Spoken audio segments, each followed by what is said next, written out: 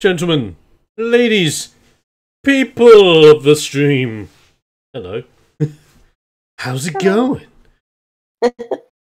Lovely. So, ladies and gentlemen, welcome to Ring Warriors. I am the most explosive man of the planet, the number one man with the ironclad white pale tan. The dude that's rude that doesn't mean to be crude. I'm the expert at calls.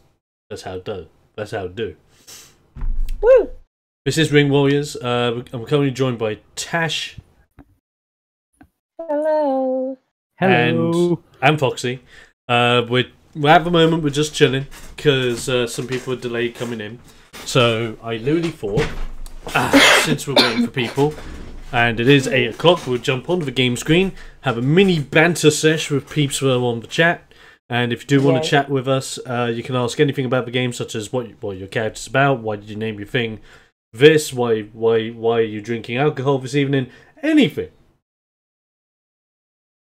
And yes, also... I would like to say my drink of choice this evening is Alska Nordic Berry Cider. Oh, nice. Oh. It's not delicious. Hashtag not sponsored. Hashtag no sponsor. Hashtag please I need sponsor. Hashtag no, I'm not kidding, please sponsor. But yes, in the meantime, just going to have a chilled out vibe. I'm going to get some chilled out grooves on in the background. Yes. And literally we're ready to go. So whomever may be interested in anything Ring Warriors wise, feel free to ask any questions you may have. And if you're not too fussed and you're just waiting for the game to start, then I apologise. We will be slightly delayed this evening. I think it's because peeps are either getting loaded, busy, or, well, getting loaded in a good way. Well, in a non-sexual, innuendo sort of way. Exactly, which is something quite unique coming from you, Tash, after what happened. May I bring up the sex jam? I am not sorry. How about my Halloween episode escapade? Oh, yo, Halloween ep. That's how it goes. Yeah, where like everyone gets punched in the dick. Yes. Yes. Even if they are female. We have a comment from JW509. How you doing, dude? Who asks, what snacks you got? Let me see. If anything snack-wise, Batman Pez. That's literally all I've got. No. Nothing too special. Well, if you count strepsils and cold medicine as snacks, then yeah, that's what I got since I have a bit of a cold at the moment. Of course, that's one snack I forgot. Quality Street in a jar. Ooh. Nice. The colours. But don't eat the purple one. Why? I don't know, I just never liked the purple one.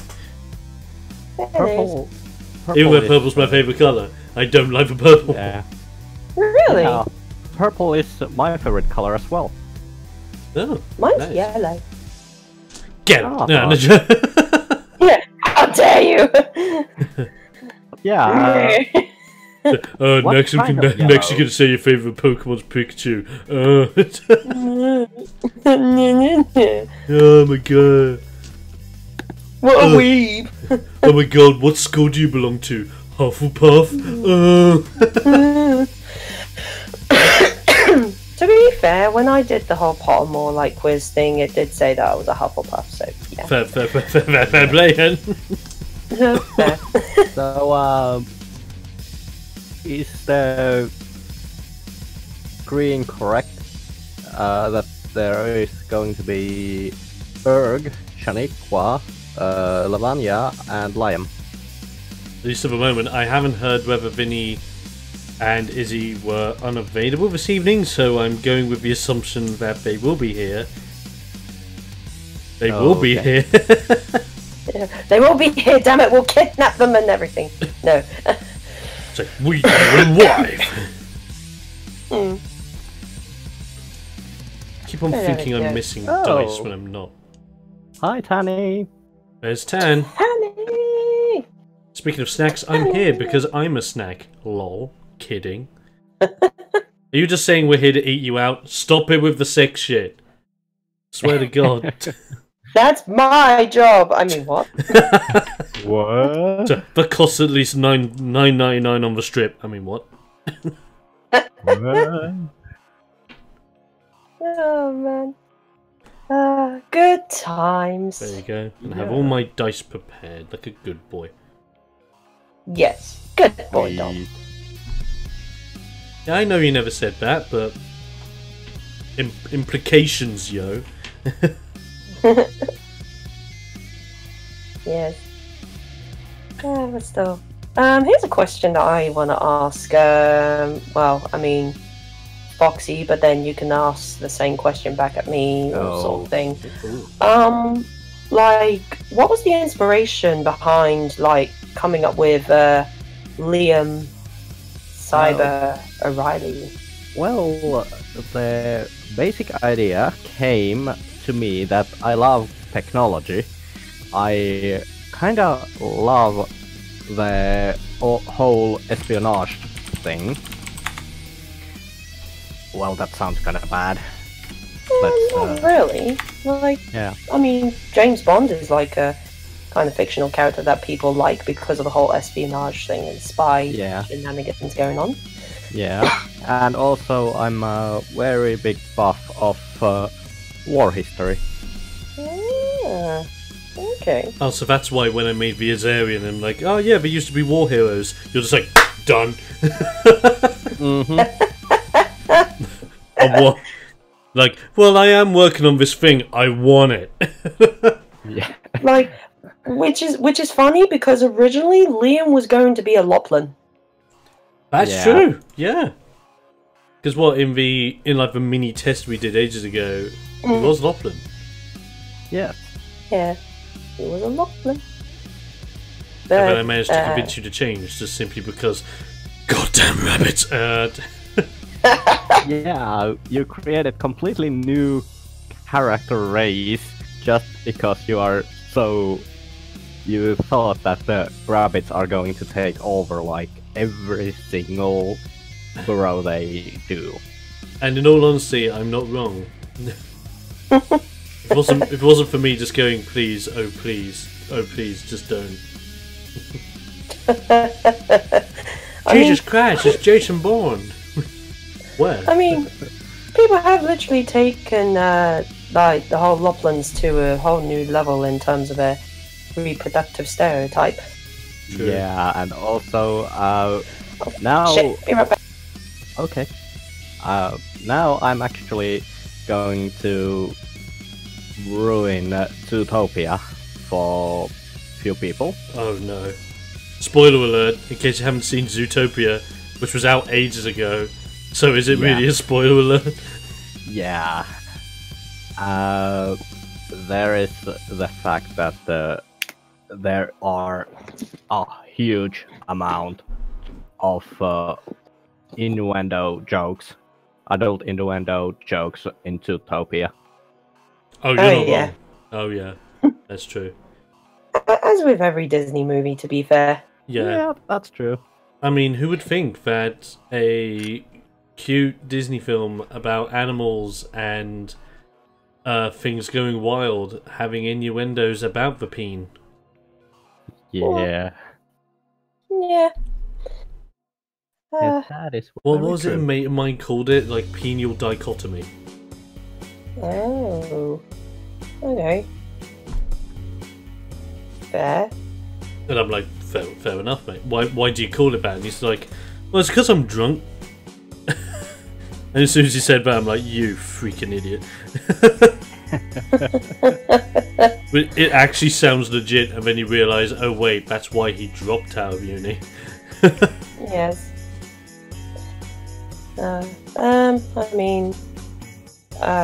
I mean, for anyone who was interested in like the inspiration, but behind I was actually just going to ask about Lavania's inspiration slash backstory.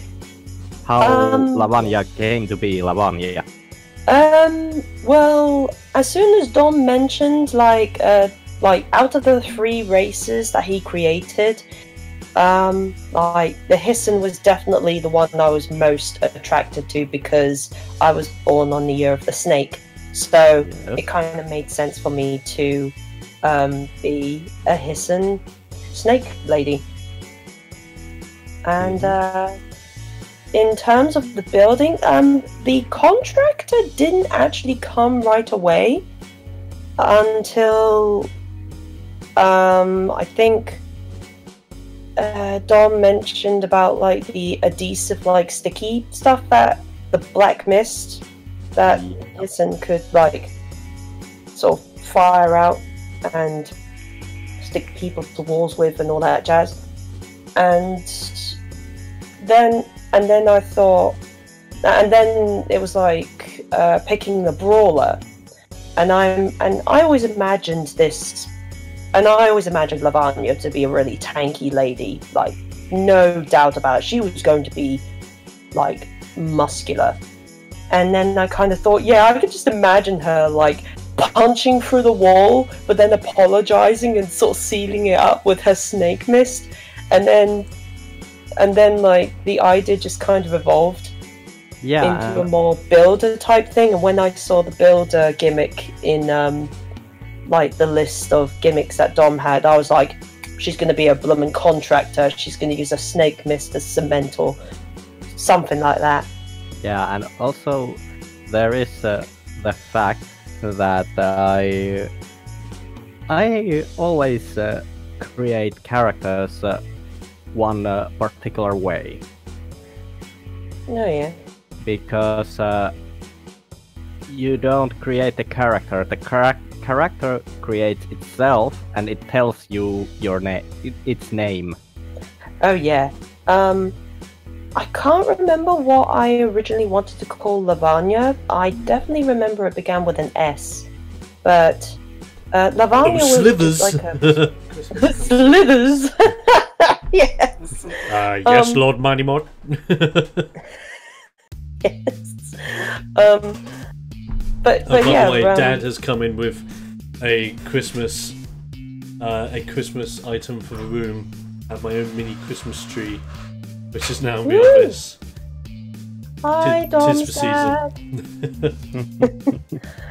but yeah. Where was I? Oh yeah, and damn it, my brain's not working today. But yeah, Lavania was kind of like a placeholder name until I found something better. But I was talking about her surname with Dom, like when I first made her, and I was like, okay, it's got to be something like either snake-like or something. And I was thinking, well, she probably has like sort of Indian, Hindu, like kind of origin sort of thing. And then I was thinking about like sort of building wrecking ball type of thing. And then I was like, oh my god, I found the surname, Lavania Wreckable. And then I was just like, yes, that is her name, because puns. Yeah, indeed. And well, the name for Liam actually came from the fact that I like the name Liam. Oh. And O'Reilly game because it kind of sounds like oh really. Oh really? I was going to say oh wait. Oh wait. Nearly walked into that one. It all makes sense now. So basically our characters' names are just puns. Yes. Especially surnames. The surnames are just puns. I mean, just look at wrestling through the ages. It's what it is. Let's face it. Yeah. True. Very true. Yeah, but it was just the fact that yeah, it was just hilarious how it was like, oh my god, this is brilliant. like, and when I put up the mood board for Lavanya, when Dom asked us to like sort of give him an idea of what our characters looked like, sort of thing, and I put up like the mood board where the background was like sort of a brick wall, like, and the writing was like in like a kind of stencil kind of writing or whatever that looked sort of builder like kind of thing. And I was like looking through sort of like, okay, what's the sort of, okay, so builders would wear this sort of thing, and then I saw these trousers and I was like, yes, they are the freaking reinforced tight she'd wear, because just freaking like they're like orange, which is kind of hilarious because I think the color orange seems to follow me around, because my work uniform is mostly like sort of orange and black. And Lavanya's sort of character design has like sort of like orange sort of trousers and things, like sort of workers type stuff. And to answer your question, Tanny, we're currently waiting to hear from some of the guys because there was delays them coming online. I know Christy might not be joining us until the new year, because there's a lot of stuff happening on her end and she wants to focus on it, which is completely fair. Yeah, it is. Matt currently is having some PC issues, mostly being that Windows is updating itself and forcing him to update his PC, which is dickish. And then, as for Vinny and Izzy, if Vinny moved today and didn't tell any of us that he's not going to get involved because of it, then fuck, he didn't tell anyone. Yeah. Yeah, I was like, what?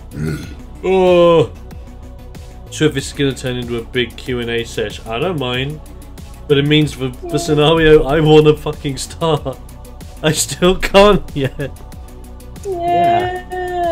Oh, I've been looking forward to this because I've been ill, I've been busy, I've been tired, and I've been so hyped to do this. Oh.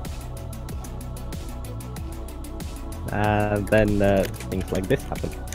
Yeah, I mean, if push comes to shove, we might just end up going over some factoids about the first scenario we had. And who knows, maybe having the test rematch of Lavanya versus Liam. Maybe. See how that goes again. Okay, so it was supposed to move last week, but then it was delayed a week. Okay. Yeah, I know that might be the case. I don't know, because no one's read the message in chat, so I have no idea. Yeah, none of those people who haven't already been here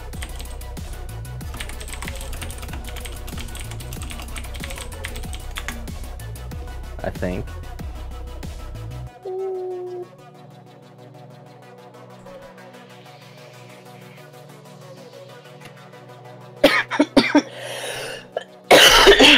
Yeah, and I'm just like, sort of choking to death. Yeah, I actually, sorry about the little snorting sound, because I just read one streamer title which came up, and it was like hilarious. Cloudy with chance of doom. Nice. Oh jeez, okay. Yeah, he is playing some Doom 2016. What is that? It's a spinach roll. I've been given a spinach roll by an old man. Like in old school RuneScape. Yeah.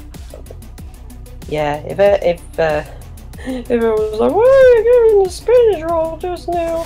And I was like, Oh my god, RuneScape! Oh, RuneScape is so old. Oh my Oh, I thought RuneScape was dead. Oh, by the way, I yeah. just remembered one thing.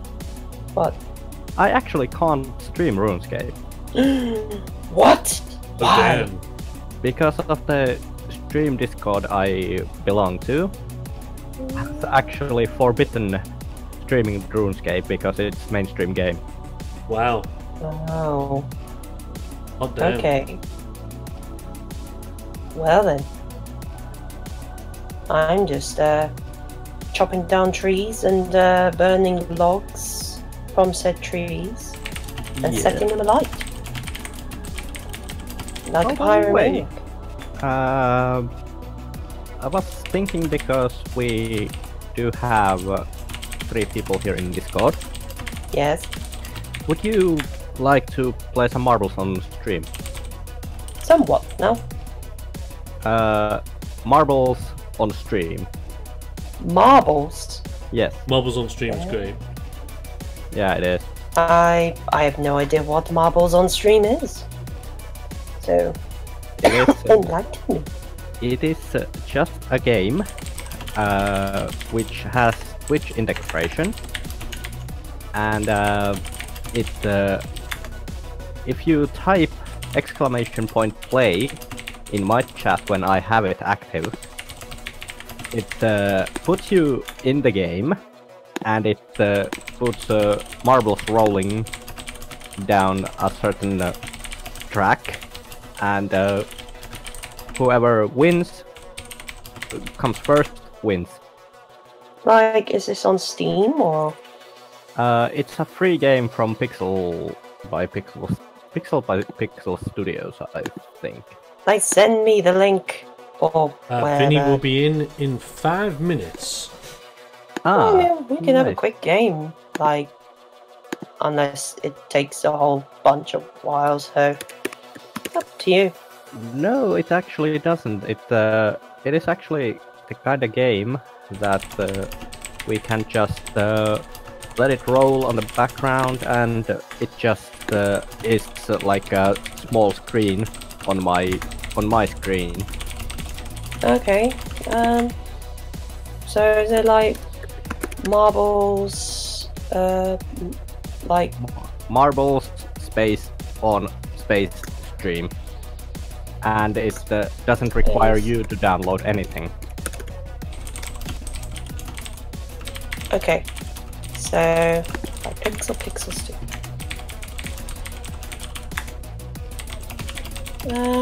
So I mean, okay. So I'm on the page. So does this mean it's like free download? It's a free download, but it's a game that you don't need to download. You just need to press you need to just type !point play in my chat. Oh, so it's like for people who have streaming channels. Or Twitch account. I mean, Twitch I account have, in general. I have a Twitch account. Mm-hmm. So, okay, I'm on the homepage, like, so, so, like, do I go on games? And then, like, how do I join? You just a moment. I need to put Marbles on stream to show up. Here we are.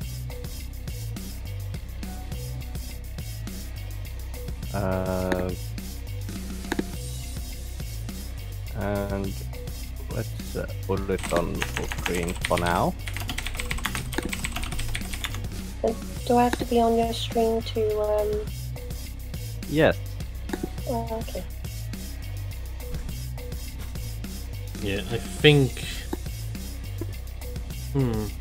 if we have Vinny, I think we can still go forward with the session. As long as I have like 3 people, I reckon we're good. I can make something out of this. Okay, I'm on the stream, so it's exclamation mark and what?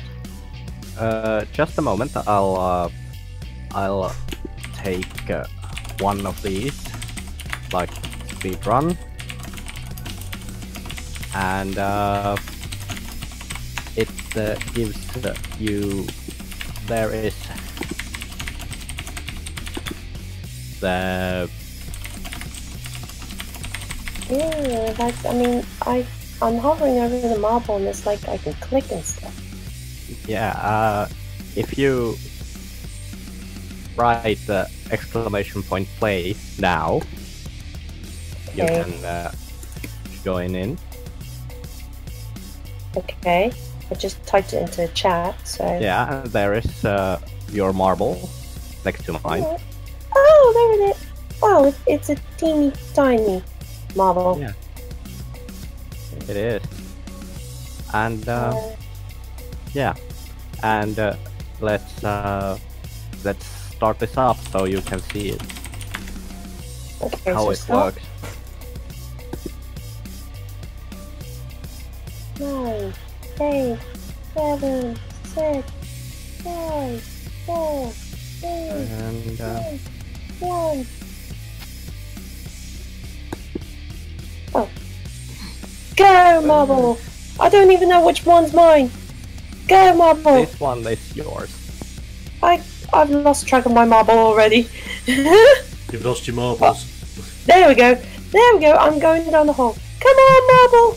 No, don't spin round. Just fall down the hole. Fall down the goddamn hole! Oh man. Stop spinning round! Yeah! Yes! Go! Hearing Tash getting so hyped about marbles. Yeah, I know, right? It's like a baby. It's like a baby laughing. It's just too good. Yeah. Yeah, and so endearing. Aww. Oh, so righteous. Billy. Where is my marble going already? Whee! Oh no, don't stop! Don't stop! Don't... Pick a direction and just go down. Go! Whee! Go, don't bump into the Look at barriers. you losing your marbles. Where are you now? Like, are you down the corkscrew thing? Like the figure of 8 stuff? Just a moment. I think I'm. Oh, yeah, I'm here. Where are you? Oh, there you are! I see you. No! Oh, you finished ages ago. Yeah. Oh. So this is, this is kind of more funny game when there are more people, True. and this will be added to my stream catalog later. That's cool. But yes, Yeah, that was fun. yeah, it is. God. Yeah.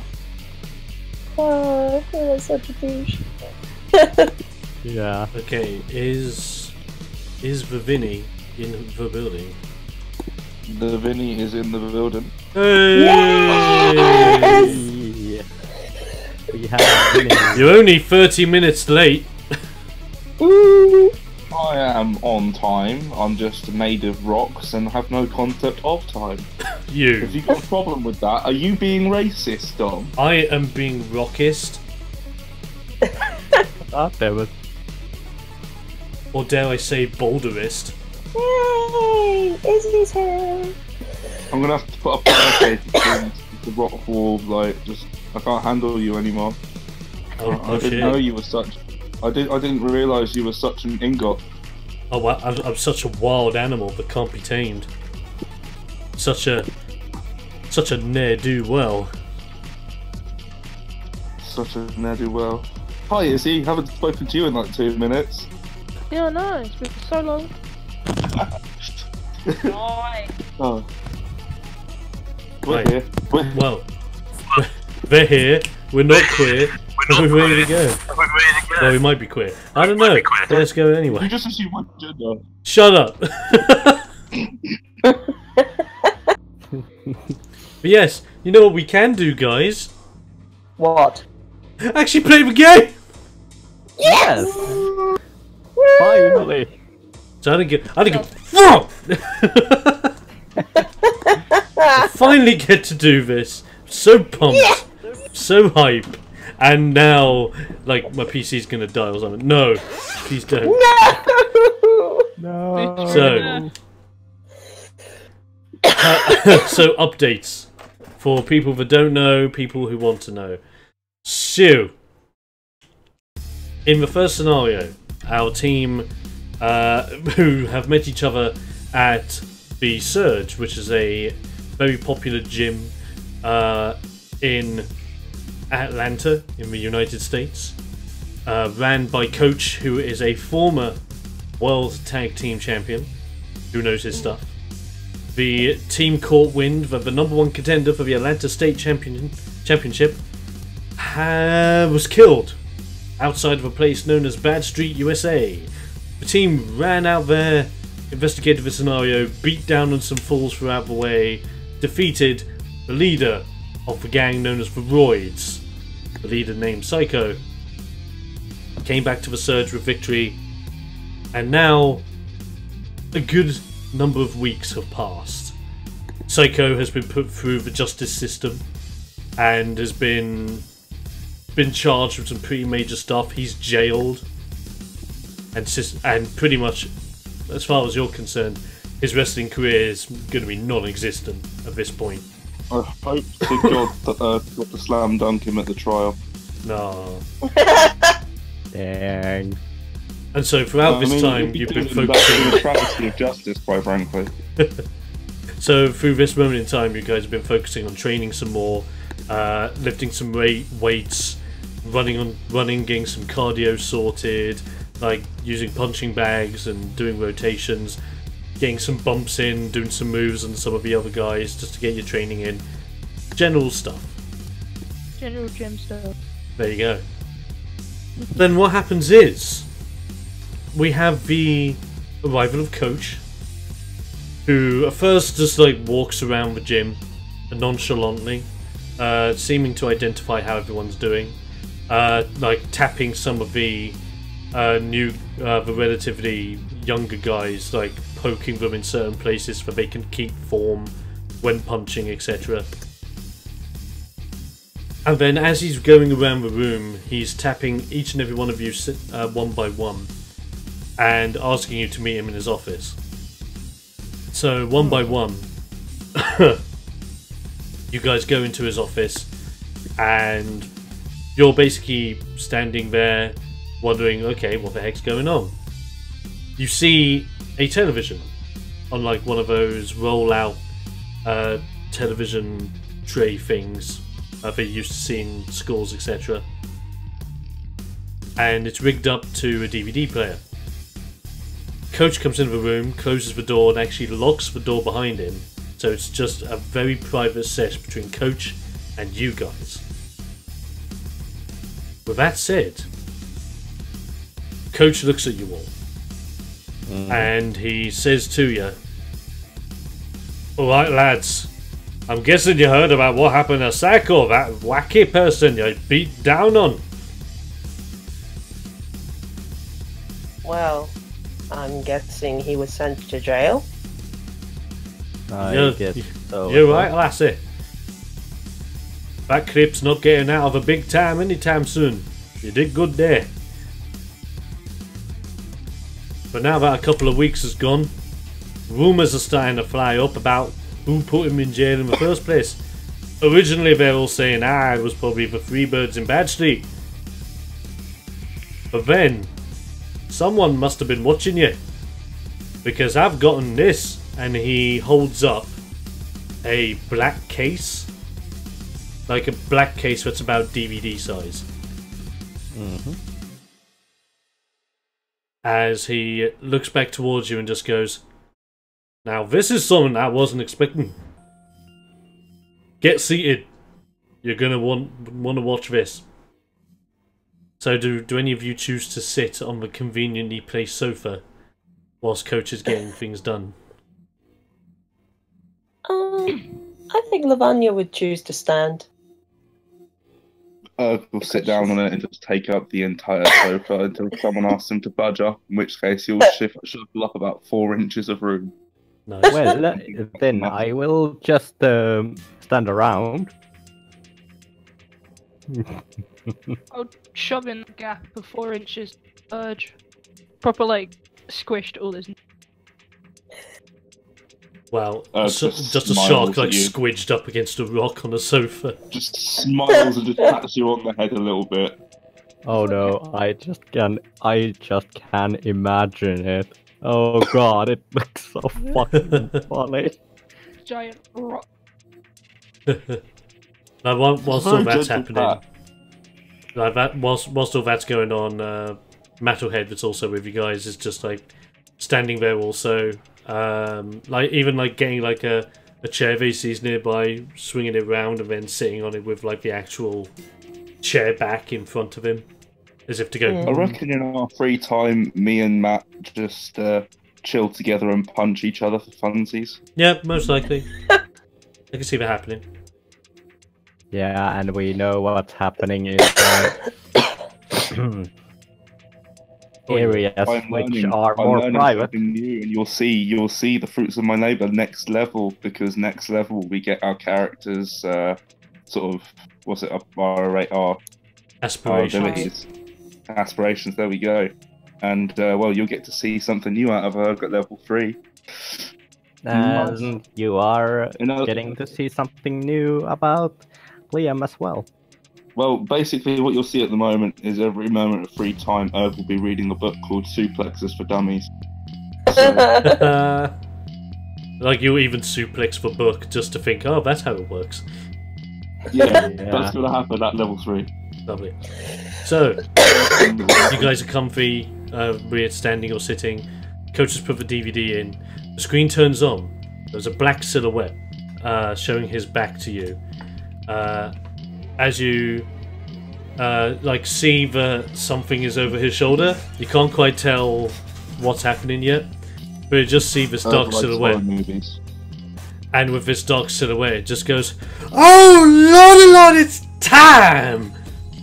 The man, the myth, the guy, the cough." That is cough not supposed to feature in this live stream. But yeah, like prancing himself off as one big guy. And he says this as he gradually turns around, and as he turns around, the light hits. And as the light hits him from the front, you see the gleaming shine from his shoulder as a belt comes into picture. And as it swings around, you just have a long, slick back, blonde individual with sunglasses indoors, because as we all know, sunglasses indoors, best thing you can wear. Fashion. And at this point, Liam actually thinks, what a douche.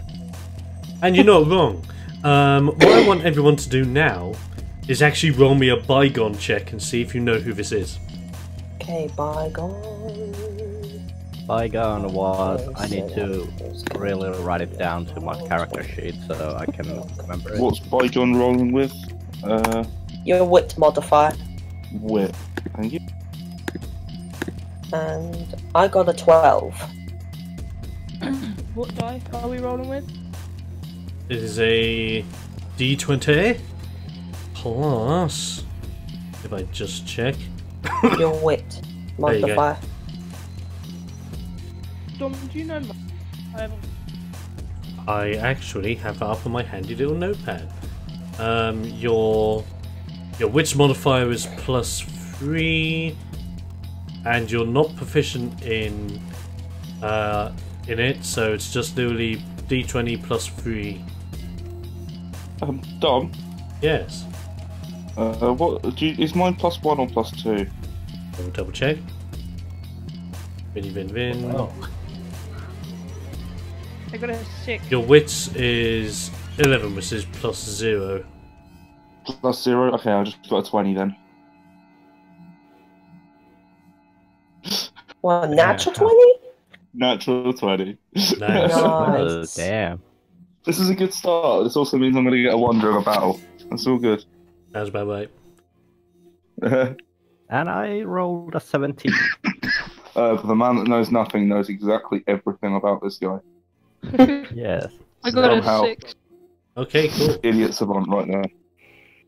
Okay, so anyone that rolled 12 or under, you're not really too sure who this guy is. You just see douche incarnate.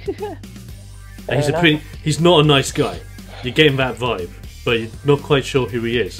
For anyone that got over that, you start to get ideas as to the way he presents himself and the attitude that he has. You then see a gleam on the belt that says Atlanta State Champion, and you know immediately who this is. This is the current reigning and defending Atlanta State Champion, The Flair, Daniel Maxton. Well, damn. And you know from his past that he's not a pushover. He won the championship in a very gruesome 60-minute long Iron Man submission match. And when he won that championship, he won it in such grace and perfection that ever since he has never ever asked anyone or never had anyone challenge him for his belt over the past few months, under the grounds that if he's that damn good, no one is going to stand a chance. And,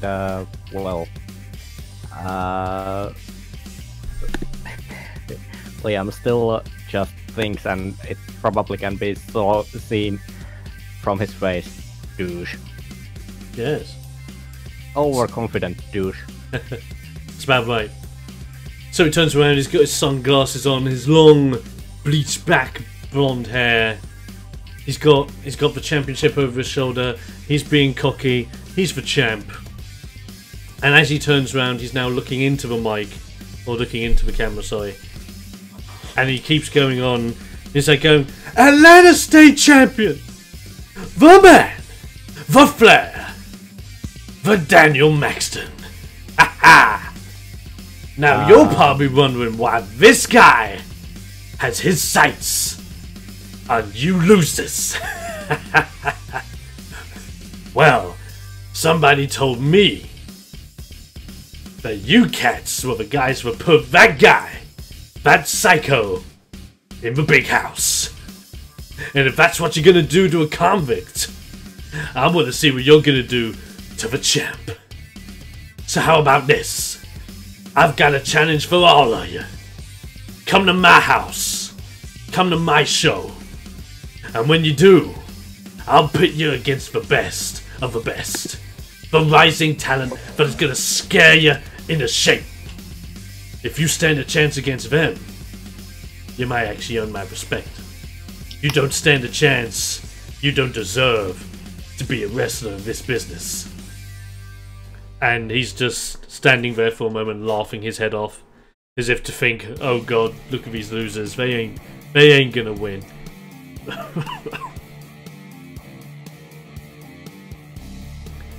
Any reactions so far? Vanya's basically, you just missed a douche saying that he's had a little bird told him that we were the ones who took down Psycho, and he wants to see what we can do to the champion. So he's challenged us to fight against like the rising talent of other wrestlers and see what we're made of, essentially. Oh, cool. So just an average Tuesday then. That's about right. Yeah, essentially. Yeah. Yeah, Lavanya's non-perplexed at this. She's like, she's keeping a very straight face, like, what a douche. Fair enough. It's just like, yay, more people to punch. And with that said, Bam. he's issued the challenge, but he's not done. As he takes off his shades, looks into the mic once more, and just goes, "Now that's a challenge for all you losers! But I got something bigger. For one of you. I know who you are. But Birdie told me, you are one to be reckoned with, one to be scared about, one who has the talent. Well, you may have the talent, but you don't have the flair, and I'm gonna prove it. So how about you meet me, Snake Girl, Hissing Girl, whatever you want to be called, Scaly. You get in the ring with the flair, I put my championship on the line, and we do it like old school. Winner takes it all. If I win, I take your career. If you win, you take my belt. I'll hear from you, from one of my peers, soon enough. Cause you ain't got the flair. Bye, losers. And he just walks off screen as everything fades black. I wanted to tell him I wanted to... Then I have one wrestling type of question. Yes. Is he a face or a heel? You can tell, actually. Why don't you give me an appeal check to see if you can find out? Okay. So that'll be just a D20 plus your appeal. Okay, just a moment. Question. Yeah. What do you got?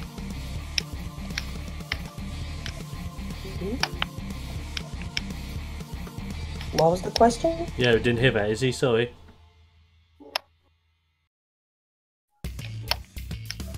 What's face? Oh, what's face and heel? Oh, yeah. Yeah. Face So and in heel the wrestling are- industry, yeah. face and heel is how you pronounce whether you're a good guy wrestler or bad guy wrestlers. So pretty much for this scenario, you guys, at least at the moment, are pretty much face. Especially after what happened when you guys took down Psycho in Bad Street USA. It can change, depending on how things go. At the moment, you are leaning more face than heel. Where face is good guys, heel is bad guys. Yeah, and I rolled a natural 1, so that's 4. You have no fucking idea. Yeah, That's but a bit like, he's you that's you a get- bit of a weird idiot savant. It's like the If you ask the question, I can give that a roll if you want. Give it a think. well, here's Yeah. the thing. So with Liam, he thinks about it for a moment. He gets inklings that he could be heel, but because he's the champ, and because of what you know about him being the Flair and the champ for so long, he has this knack of acting one way but being another. So you're not 100% convinced.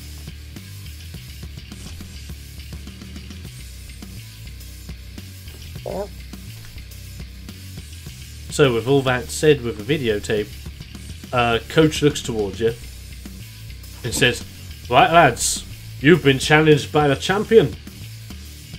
He's left a number in the DVD case. All I need to do is ring it, and you guys are going to the big time." Cool. Sounds fine to me, especially since he's got an eye on me, since I'm the only hissing in the room that he seems to speak of. Must have seen me making out with that guy and seducing him. Like he's got, like you don't know that he's actually got like the videotape, and it's just like, shit, if only I had that. And then I'm here like, God damn it! Why didn't I see any cameras? Always security cameras. Yeah.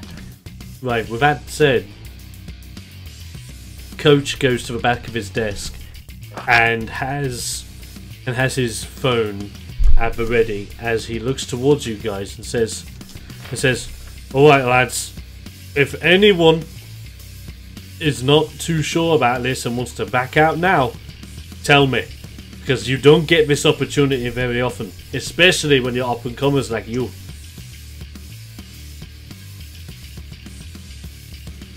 Can I punch him? Yeah. You can't punch TVs. It's the only one I've got. Is it a How flat much screen is the TV? or I can pay. so? Is it a flat screen TV or is it a cathode tube? Like it's like one of those old school, like pretty like beefy televisions that can only just barely run a DVD. Even though you notice that in Coach's room he does have a flat screen on the wall. So you're very much curious as to why he whipped out the old thing when he could just put it on the big screen. Yeah. Maybe because of UGG. Quite possibly. Yeah, if you'd just seen the big screen, you might have thought it was too real and got carried away. Yeah. Got a point there. Yeah. So with that done, is everyone okay with taking the challenge? Yes. Let's go. Well, he seems to have a thing for hissing, so may as well give him what he wants.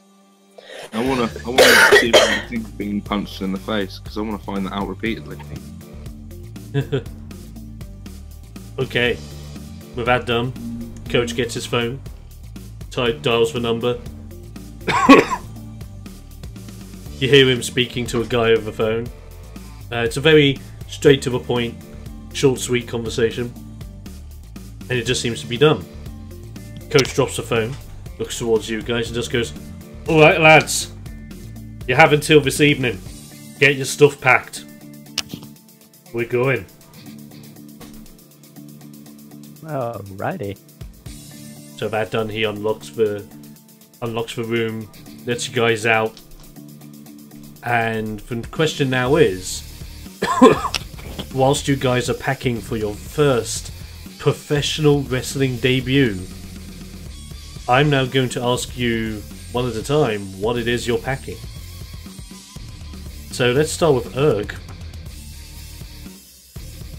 Hmm? What would you be packing for your trip?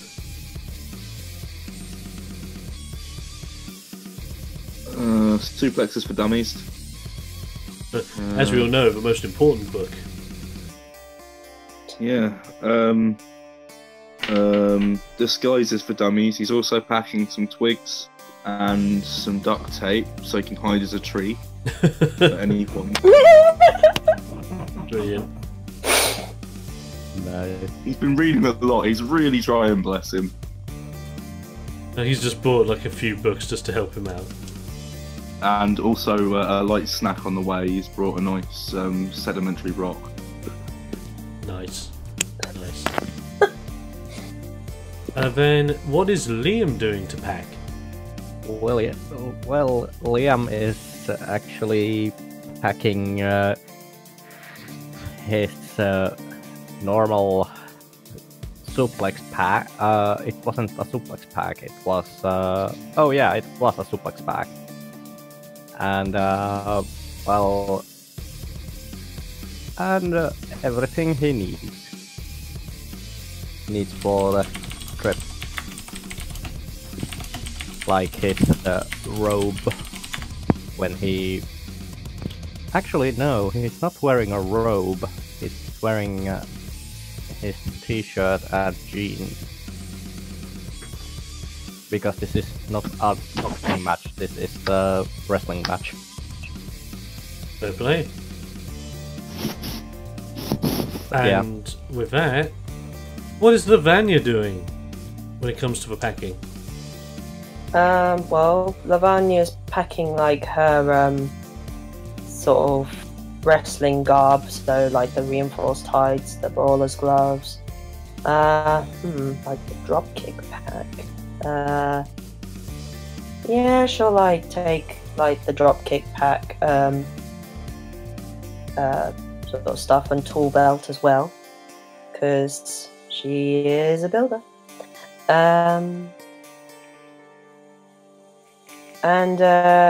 She before like she gets to go, she'd like to make a quick call to her mother to let her know what's going on. That's fine. Like, in secret, of course. Because she's a big, tough, strong, independent woman. That don't need no snake. Mm. They don't need no snake. I mean, what? Yeah.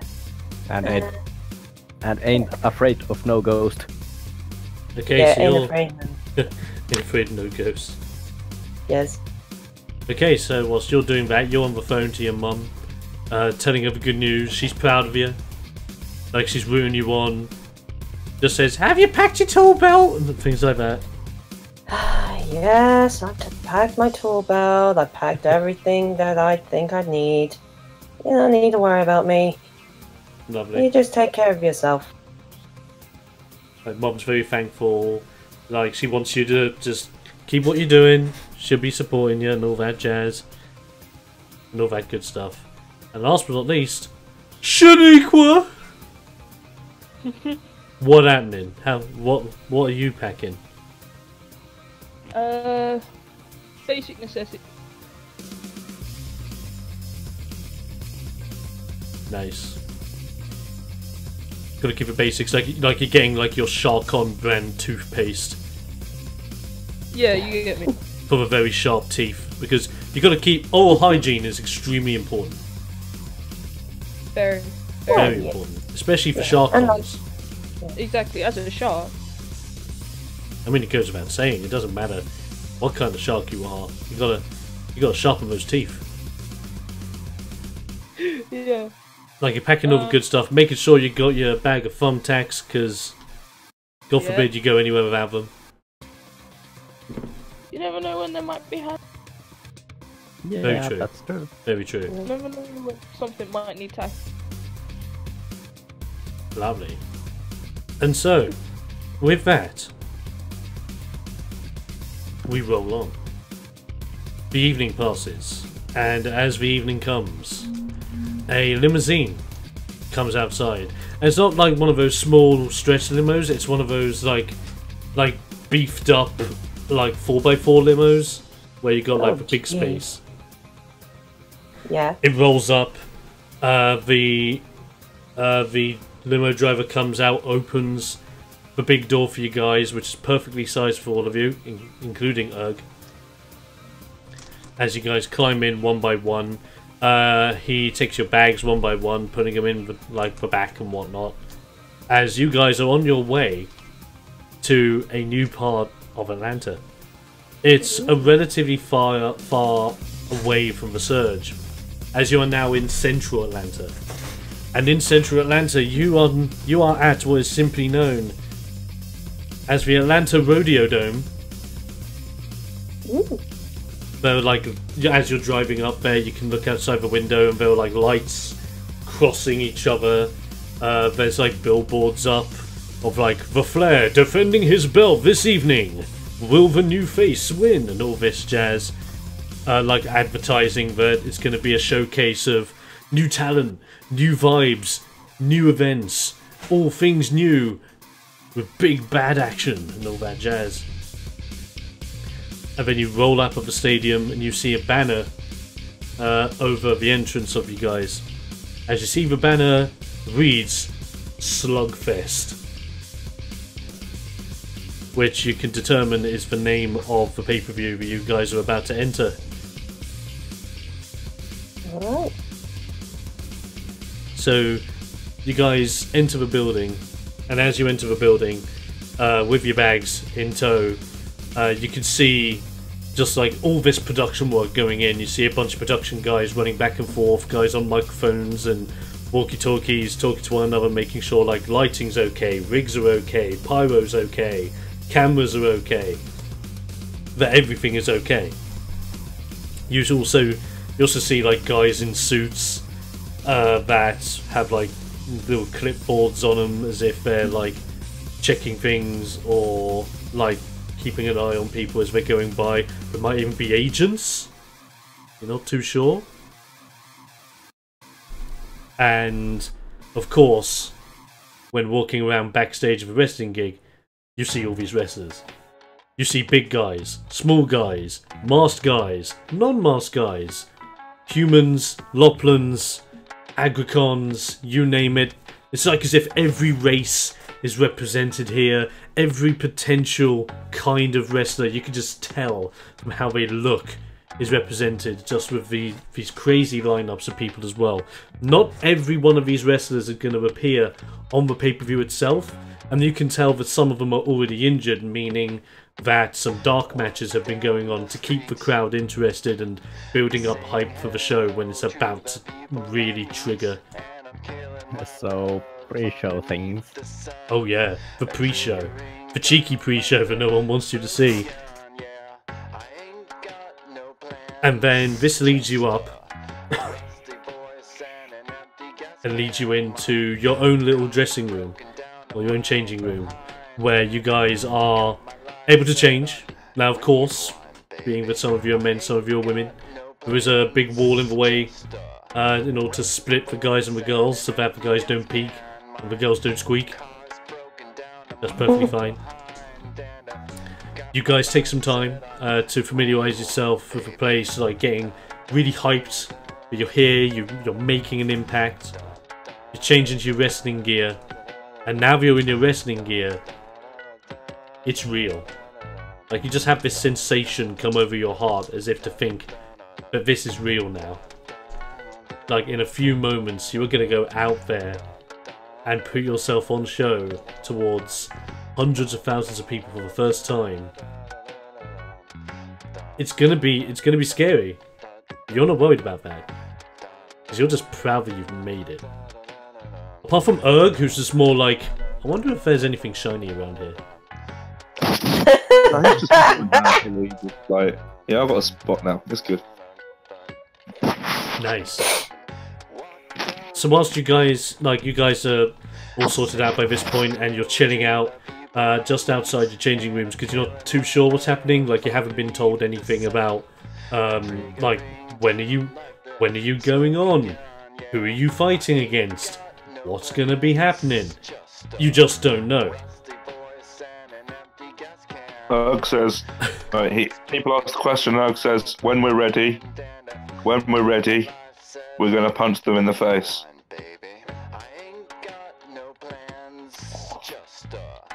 Very straightforward, I like it. So as you guys are standing around and waiting, you see a guy with a headset and a microphone not too far similar from mine, running up to you guys, just going, "Hey, are you the guys with a flare invited to the show?" Yeah, we seem to be we seem to be some of the people he's invited, so I guess we are. Ah, that's great. My name's Bobby. I'm going to be the guys introducing you to this stuff. Come on over. And he leads you guys down the hallway into this quite opened room that's linked to a part in the back that has a ramp going up and a big fat curtain in front of the ramp. That is the curtain towards the wrestling ring. And this area has a bunch of chairs lined out, a big screen that's round the back that has a live feed to what's happening inside the wrestling ring, so that the wrestlers around the back can see everything that happens to anyone that's out there in the ring. To judge their peers, to see how things obviously go, and all that jazz in between. You see a bunch of wrestlers chilling out on the chairs.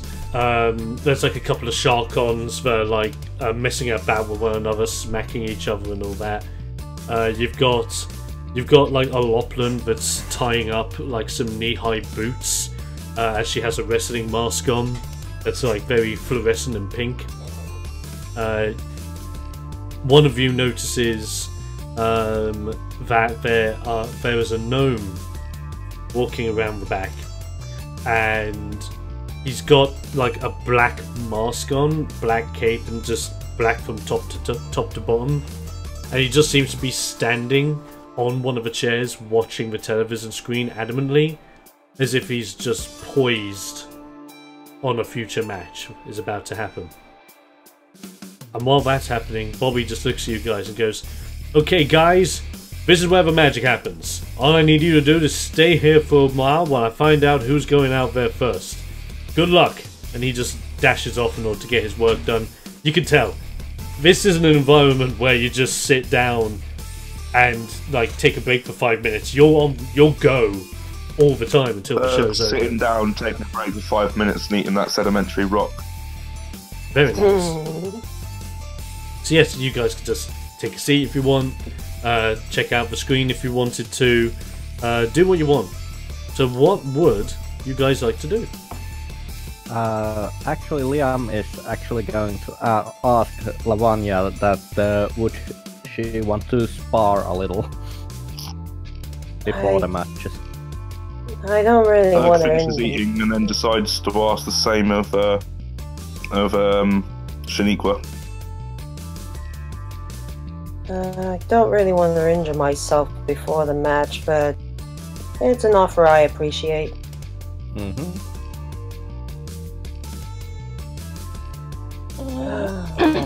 And then Liam just starts to look around that can he spot like cameras and stuff like that. Eye catches Liam's eye. Yeah. Do you want to spar with Erg? Yeah, sure. Let's go. Right. Prepare to get dunked. So you and Erg have like a mini like training sesh in the back. Erg adamant that he's just got to grapple you and slam dunk you, but you're like practicing your avoidance while Erg's just practicing like his grabbing techniques. Yeah. Is there anything that you wanted to do, Lavanya? I think I want to watch the TV screen just to see what's going on and all that jazz, just to see what to expect. So you take a seat, and when you take your seat, you have a look at the screen, and at the moment there's two guys going at it with one another. There's like a thick black-skinned Hissen, and there is what seems to be a human at first, but when you really look, it's actually he's got pointed ears, and you notice it's an elf. They're in the middle of like a test of strength where their hands are interlocked to one another, and they're just seeing like who's got the most power in between them. As you see the Hissen just break the elf, throw him to the mat, and put his arms out towards the audience as if to go, yeah! Like, she's just very nonplussed about this.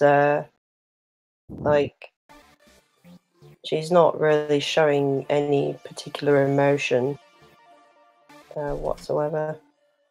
And she's just sort of watching and... Fair enough. Sort of... Now, is there anything Shanique was doing? Alright, I'm gonna gravitate towards the Sharkons and try and chat to them a bit. Okay, like you head towards the Sharkons, and as you head close to them, you just hear them go, "Oh man, what the heck are you doing to me? Shut up, asshole! You know what happened last time you opened your mouth when you were backstage? Hey, we were only kicked out because you started it. No, you started it. Oh, no." They just whacking on one another. If you want to start a conversation, now's the time.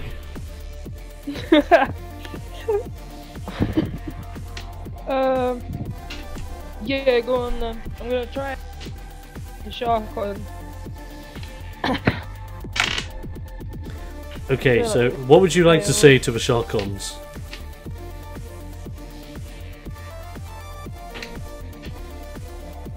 What's going on over here then?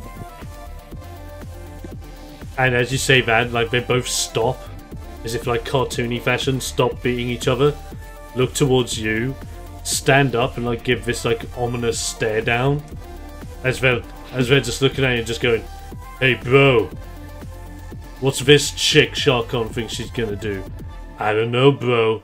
I think she's getting a little bit too cheeky for her own good."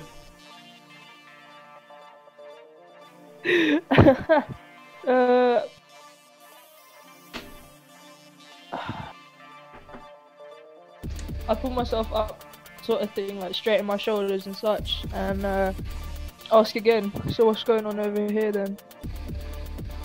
And they both look at you and they're just like, "You want to know?" And he's like, "Brah, she want to know." And they start getting closer and closer, and they're just like, "Ah, it's nothing." Yeah, like they just start like joking about with you because you're Sharkons. It's how you do. Yeah. But like getting jokey with you, like they put out their hands and they shake yours, and they introduce each other. So it's just like, "My name's Rick. This guy over here is Polly." Hey. It's like we're the Shark Boys. It's what we do. Brothers in arms, brothers in the ring. Future tag team champions of the making. Ain't that right, Polly? You damn naked, Rick.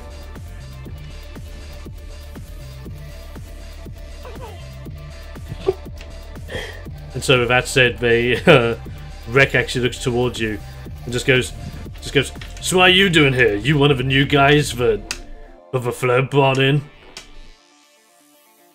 I reply, "Yeah, we got sent a video."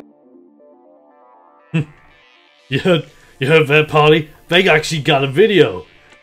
More than what we got, Rick. As Rick looks towards you and just goes, "Don't worry about Paulie. Paulie's a little bit gone in the membrane. I think I smacked him a little bit too hard." "What's that, Rick?" Nothing, Polly." Oh.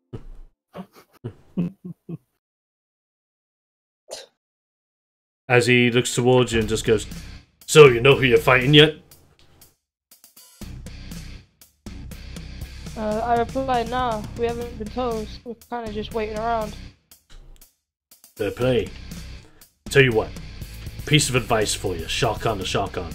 As he like puts an arm over you, points, like as if to like guide your direction to someone, points an individual at the back that just seems to be shadow boxing just in the corner. He seems to be an Asian human with short black hair, slightly spiked back. As his attire, he has 2 thick black wristbands, a red belt over black slacks, and a black and red pair of wrestling boots. As you just see him like do like a series of punches, an elbow, spinning elbow, and all that jazz against himself in the corner. Points towards him and just goes, "You want to hope you don't go against that guy." I reply, "Why is that?" Here's the thing, right?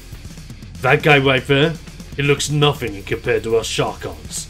But trust me, something's not right about that guy. What is, he's gone into matches with people all around the world and beaten them just by looking at them.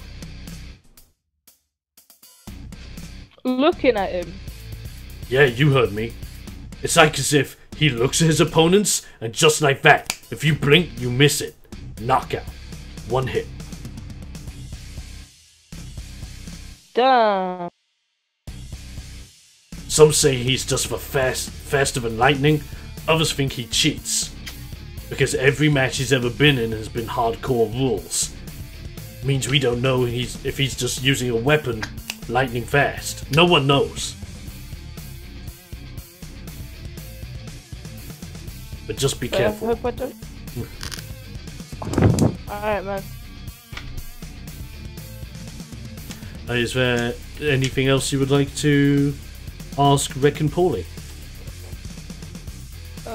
No. I feel like I should get that information back to the rest of the group. No worries.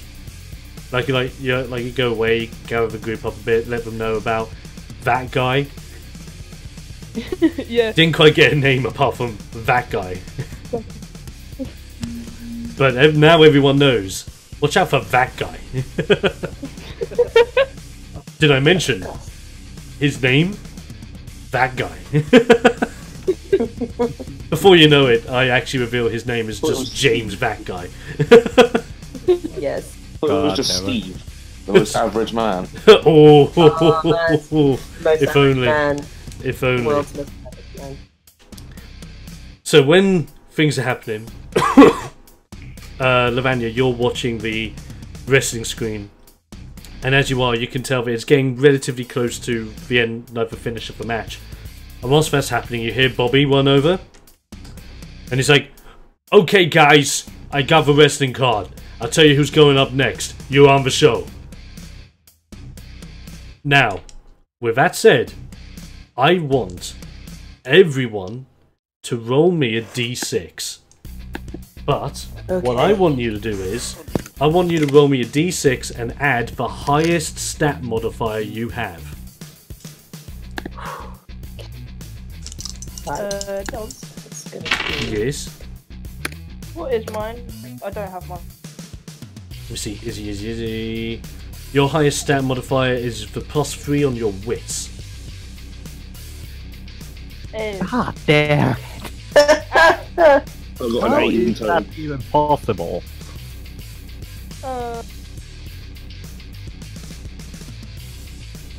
Oh yeah, the only one out of you that doesn't need to worry about rolling is Lavanya.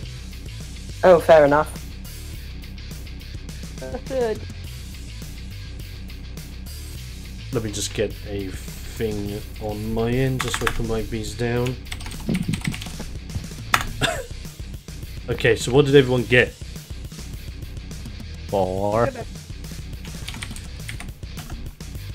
Oh, you've got an 8. Got 9. Oh, it's got 9. And then I rolled for Matt and for Bumper, respectively. Matt got a 6. And Bumper actually got a 3.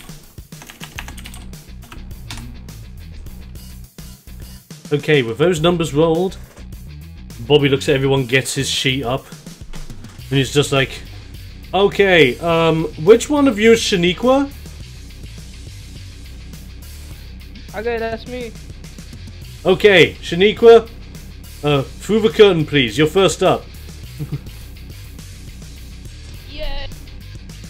It's time. It's time. Ladies and gentlemen, the first professional wrestling match in Ring Warriors is about to begin. In just a moment, as we're going to have a break. Screw you and your freaking Quick question, Dom. nozzle. Yes. Do we get to spectate on this in like outside near the ring? We'll come to that when we get to it. Okay. Because this is the no. thing. It's going to be a 1v1 match, but Okay. you guys Okay. are still going to be involved. Okay. Okay. Keep them. Also, there is one funny thing.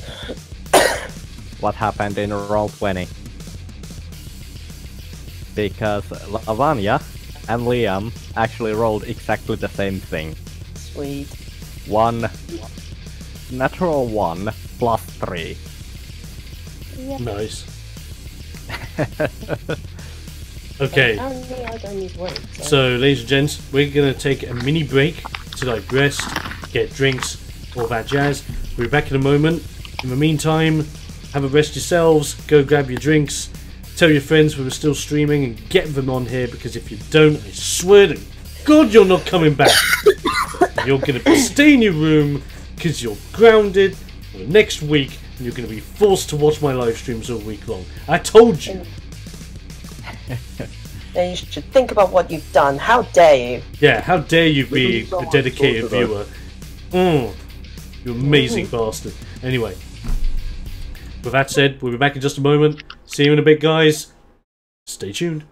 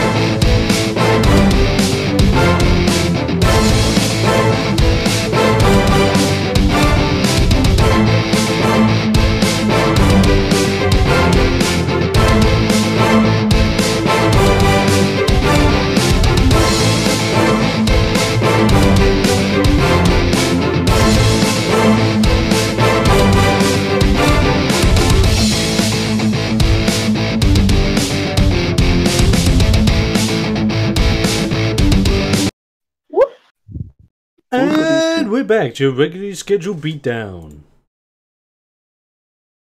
Ladies and gentlemen, welcome back to Ring Warriors, brought to you by Don the Expert Coles, the game master and creator of this glorious game, with these crazy mofos that are about to jump in to their first professional wrestling matches. The first one being Shaniqua! Oh, Mr. Depre. and First, so Shaniqua.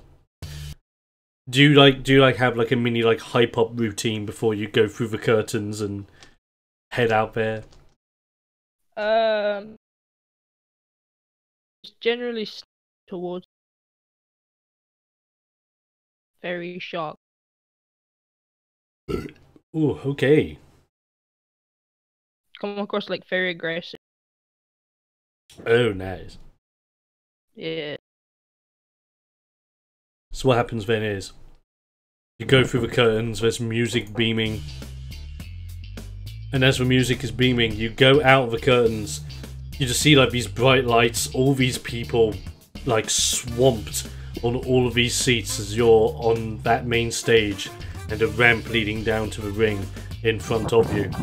Crowd's going absolutely berserk because they're like, oh my god, more wrestling! Ah! As they're going crazy nuts. You walk down the ramp, heading to the ring, and as you do, you hear a mixture of things. You hear like some people to the right of you just going, hey, kick that guy's ass! And then you got other people on the left hand side going, boo, you stink! And you got a mixed crowd at the moment because they don't know you, you don't know the crowd, so they're a little bit, I don't know who this person is. Let's see what they bring to the table. So, when you enter the ring, do you do anything to hype up the crowd or yourself? Do you do anything at all, like...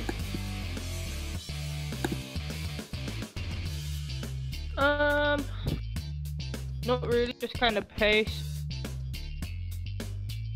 Fair play, just keep it paced, keep it composed, keep it together. Yeah.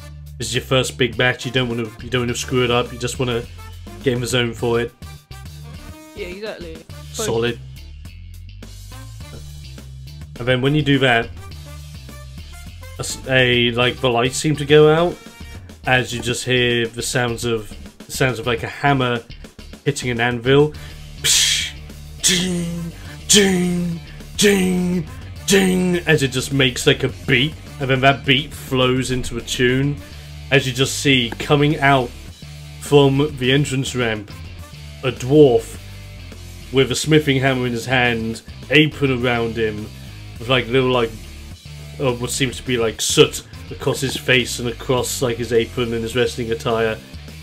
As he walks down the ring, big orange beard going down to his belly, like goggles on, like having his arms up, just going like "Argh!" like to the crowd around him, as the crowd's going wild at this point in time. Now, of course, you guys around the back, you're watching this on the screen as well, and you're seeing this unfold. I want everyone to run with your bygone check to see if you know who this is. Alrighty then, one bygone check coming up. Nope, I have no idea who the guy is. I got a 5. 17. 16. Right, so by the looks of things, Erg and Liam are the only guys who seem to know who this is. Doesn't quite help you, Shaniqua, as you're just looking at him thinking, I don't know who this guy is, but everyone seems to like him.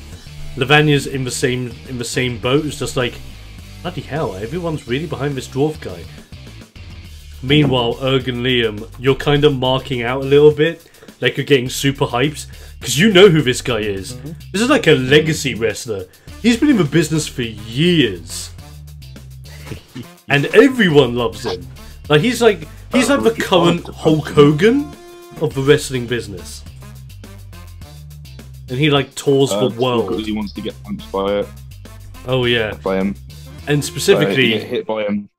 Like, specifically, you know this guy as the Battlesmith, Broderick Steinhammer.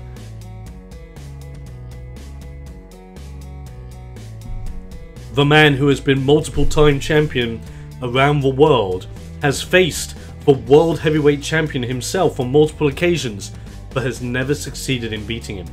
But everyone knows, especially you two, that Broderick's goal is to claim a championship yet again, face the World Champion one more time, and try and claim the World Championship belt before he retires.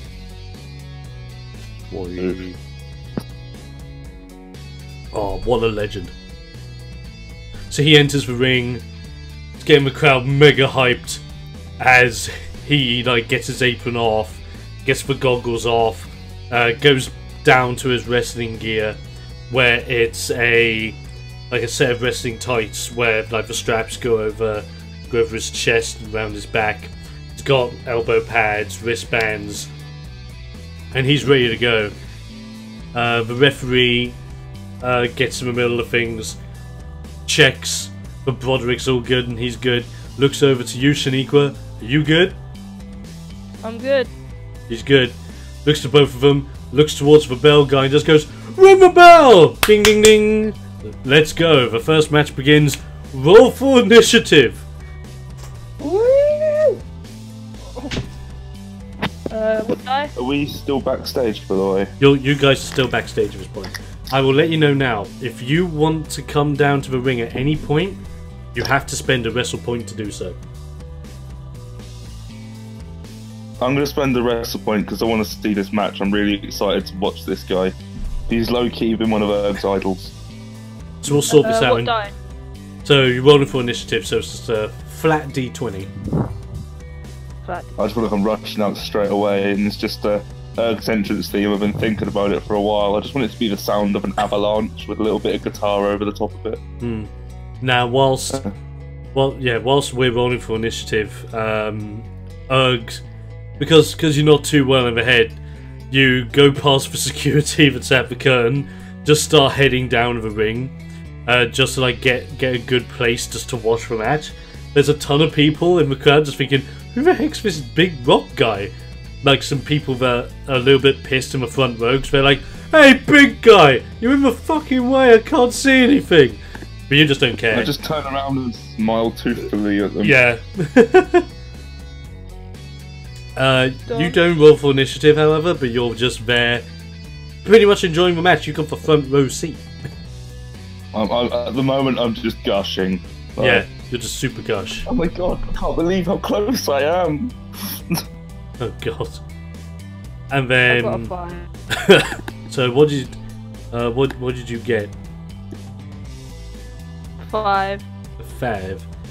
And Roderick rolled a 19. Yay! So the Steinhammer is going to initiate things. Like, it just literally feels as if the bell has just rang as Steinhammer goes to pushes you into the corner and tries to go for like an arm drag over from the corner onto the mat, as if it's like turning you around. So Yeah. as he's doing this, oh yeah, so he's just going to go and do it. Let's have a look. There's a 19 versus your AC.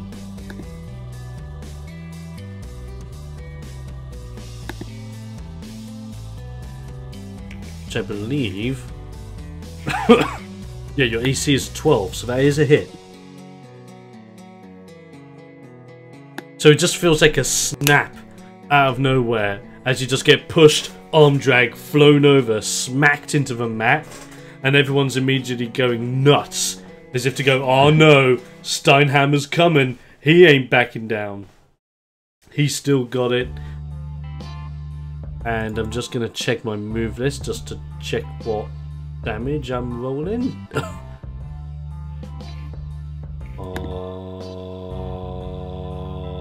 Arms. Here we are. So, with his arm drag, he deals... He only deals 4 points of damage.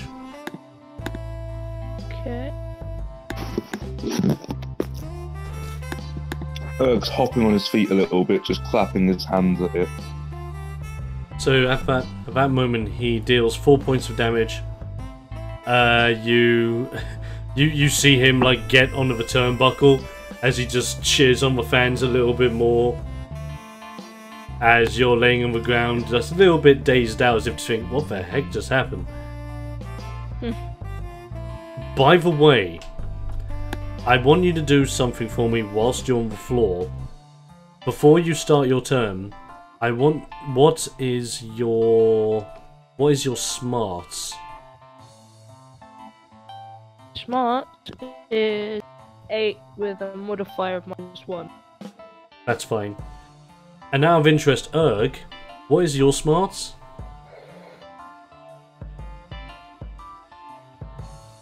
My smarts is 5. Yours is 5. Lavanya? My smarts is a modifier of 0. I know that much, but my smarts is... No, my smarts is actually +1 modifier. It's a 12. Okay, and Liam, what's yours? Smarts +2. But what's your big stat number? 14. Okay. We're not going on University Challenge though. So everyone who's watching this match right now can just see like Broderick Steinhammer doing what he does, just wrecking the ring. Liam, as you're watching this round the back, you've just quickly noticed something in the corner of your eye.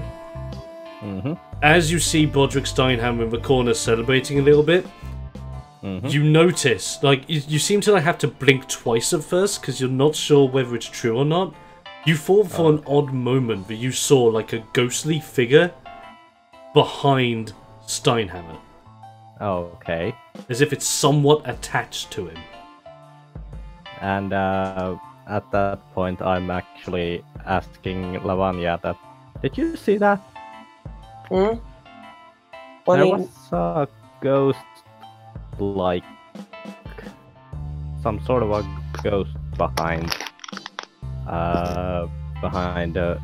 Steinhammer. Do you want me to roll anything to see whether... Dom, do you want me to roll anything to see whether I... Well, I'll tell you what, why don't you try your best? Let's have a look. Bear with me. Where are you? My little dingle. There it is. Let's see. Lavanya. I would really like it. Why don't you roll a perseverance check? Perseverance. Oh wait, even better. Roll me awareness. Oh, okay, I was going to say... That makes sense. Alright, so that's 20 plus 1, I think it is. Let me double check my... yeah, that is a +1, so... 16. Very good. Like, you take a brief moment, like, you really look. And for that brief moment, you notice it as well.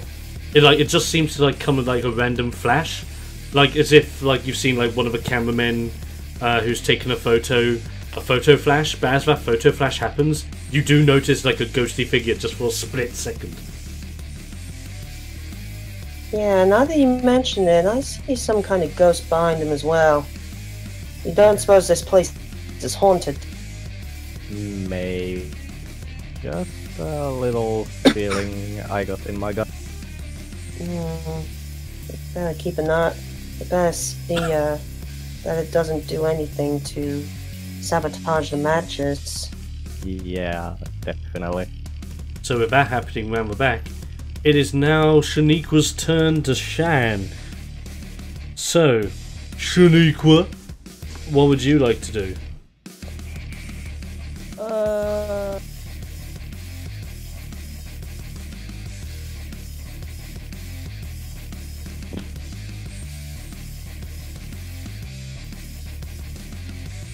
Don't... No.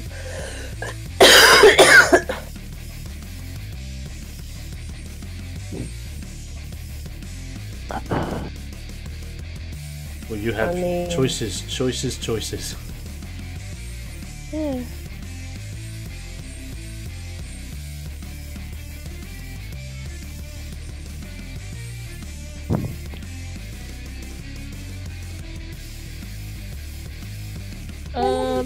Nice. And what?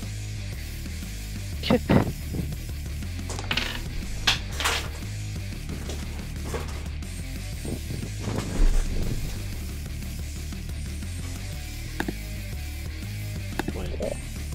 So to put things into perspective of a moment, you're on the floor looking up. You got Broderick behind you on one of the turnbuckles, celebrating as the lights of the stadium above you are gleaming into your eyes, as if to think, this is what real wrestling feels like. Yeah.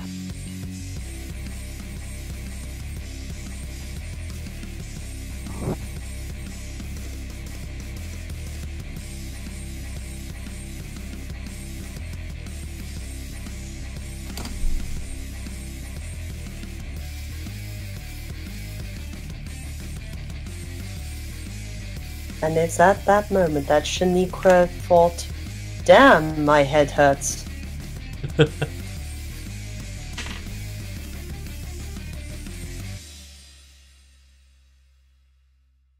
Oh boy. Come on, what you thinking?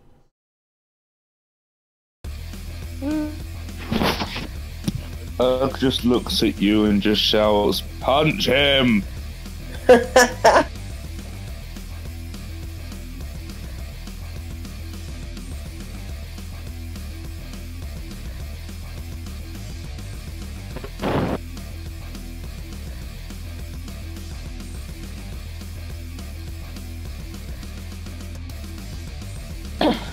I get up. Yep. I gain my balance. Wait, where is he? He's on the corner. Yeah, so he's on one of the corner turnbuckles. Yeah. Gain my balance.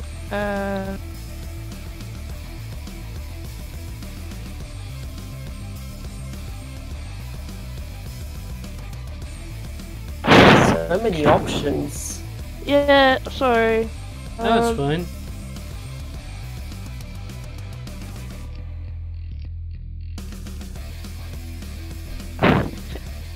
Can I chop at the back of his knee? Oh, you can. I like the idea of that. Roll me some chop. That is... And that is just, you're not proficient in chops, so that's just a flat D20.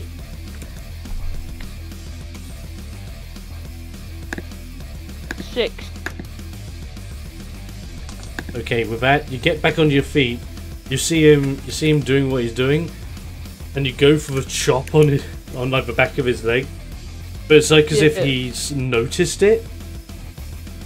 And as you go for the chop, you go to properly chop at the back of a kneecap, and then it's like as if instinctively he backflips from where he is on the turnbuckle over you, dodging the chop, landing behind you. God damn.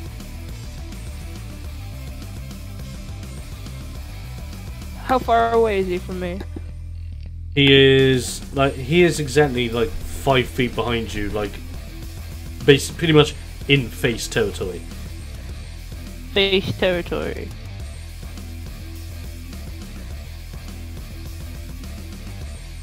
I...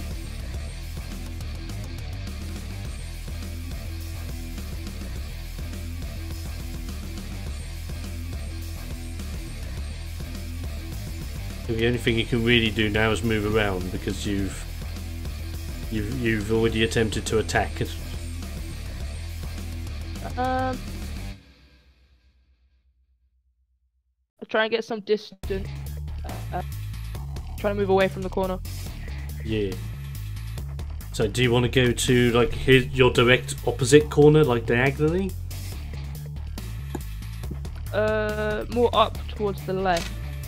Okay, no worries. So you turn around, see where he is, like you put up like a fighting stance and just like shimmy yourself to one side, keeping him like in your gaze as you shimmy to like one of the other sides of the ring, creating a bit of a gap between yourselves. Very smart move. Yeah. As you do that, he takes his turn. He looks towards you. It's like as if he like squats down to prepare himself. And you see him jump towards you. And then it's like as if he makes a second jump in mid-air, as if he's able to like kick off of thin air.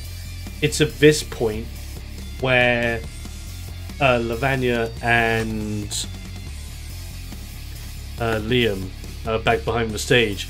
When he kicks off the air, as if to get like a second boost of height, you notice that ghost figure again, as if you just see like the leg of a ghost kick the air instead of Broderick. Ooh. Damn.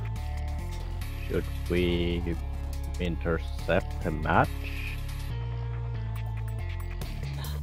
I mean, even if we did... oh god. Even if we did say something, I don't know if they would believe us. That is true.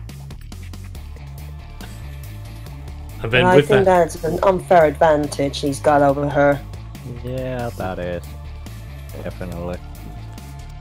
meanwhile, back in Matchland, with that second kick off in the air, Broderick's going to try and do a clothesline straight towards your neck. As he lands a 14 against your AC. Which of course your AC is a 12, so that is a hit. So he goes for that clothesline. Let me just have a look at my sheet. Clothesline. Here we are. Lovely. But instead of me rolling for damage, Erg, roll me a d6.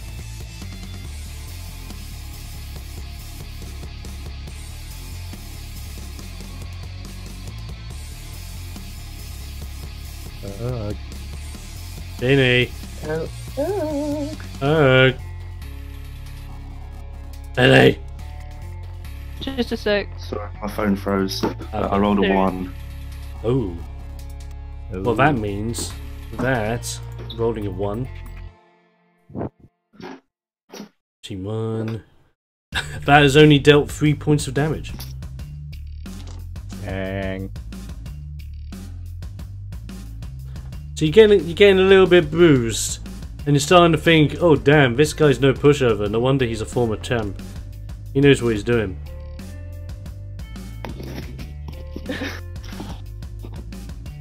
Yeah. Let's have a look. Sorry, I just got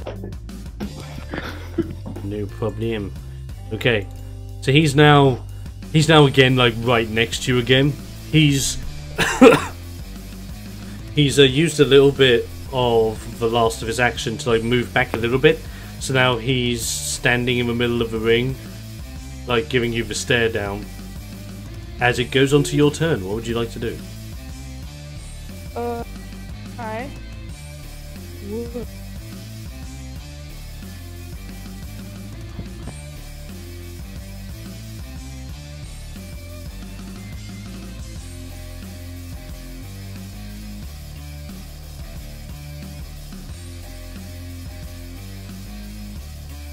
Can I splash?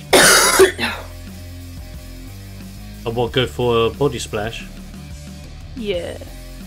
Oh, she goes splash. That's fine with me. So, so yes. Is there any type of splash, like big splash, crossbody splash, tilt-a-whirl crossbody? What are you thinking?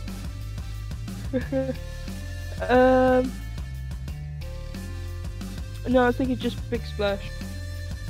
Lovely. Now, because he's standing up at this time, this will be more so a body press rather than a splash because he's standing. But it'll still be pretty darn freaking cool. So what effectively happens is, you gather momentum, you... No, actually, fuck it. Fuck doing that. Do apologise.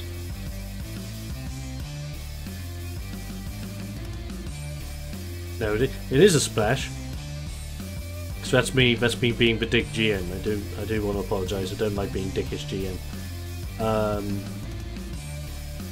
So yes, splashing. So at this point in the time, you see him jump, you jump. You jump into the air. Your little idea is to just literally extend your body out, splash this Mother Hubbard. He's a dwarf. You're a shark. What's the worst that can happen? You go with the splash. Roll for the attack on that splash. 8. And 8. what? I'm actually going to quickly do something here. Okay, that's fine. So, you go for the splash. As you try and go for the splash, you successfully land on top of him, but you just see him lift you up for a gorilla press. But as you notice that what he's going for, you like shimmy out of it, as if to go, no, you're not countering this splash.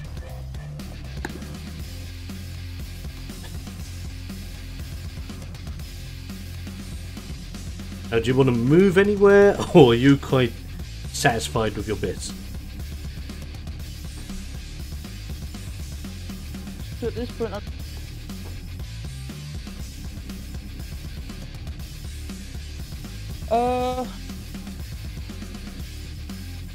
again, try and make space. Okay, so like when you want to make space, do you want to like edge backwards a little bit, like give some? Because he's like, you guys are quite central at the moment. Yeah. Again, just keep so. Nice one. So you like edge yourself backwards again, keeping your pose, keeping your poise, edging backwards a little bit, just making some more room against Peeps as it goes to his turn yet again. And during his turn, he looks towards you. He looks towards you, and it looks as if he is going to try something. So what he's going to do is, he's going to look at you, and he's going to put you on his shoulder, and he's going to lift you and put you onto his shoulders for fireman's carry. And as he puts you up there for fireman's carry, he's going to drop you in the center of the ring with a Death Valley driver.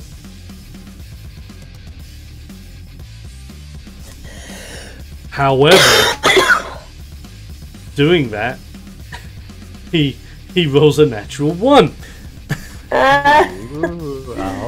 So at this moment in time, so how a Death Valley driver works is that when you have someone in a fireman's carry on your shoulders, you literally go sideways and just drive them head first down. So he's got you on your shoulders, is going sideways to drive you down, but has kind of lost grip on his outside hand, so you're flipping forward. As you're flipping forward, is there anything you want to do to hit him? Bearing in mind, you can counter this into a grapple, or a hold, or strike, depending on what you would like to do. Bite his head. Nom nom Punch nom. his head.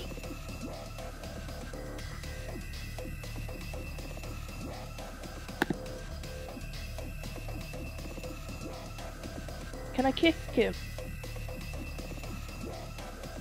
I mean, you technically can, yes, because as you're being flipped, you can use the momentum of a flip to like bring one of your legs over and try and smack him in the face. But I read this. So Am I? Wait. What? Oh yeah, to help you out and to keep things in mind, if you want to know what your proficient moves are, I've just sent you a reminder of them.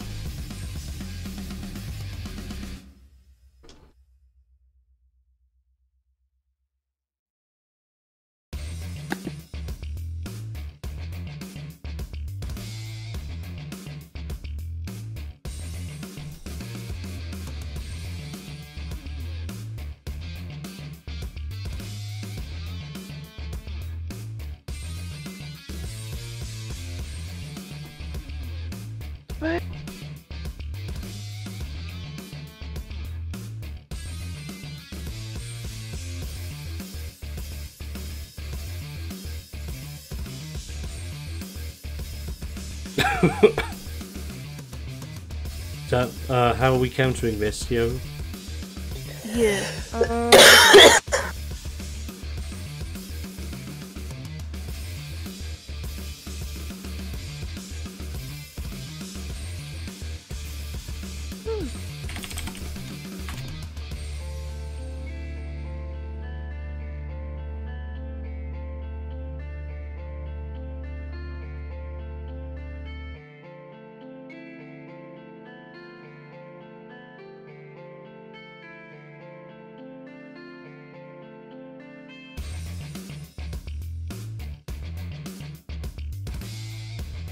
Come on, Izzy!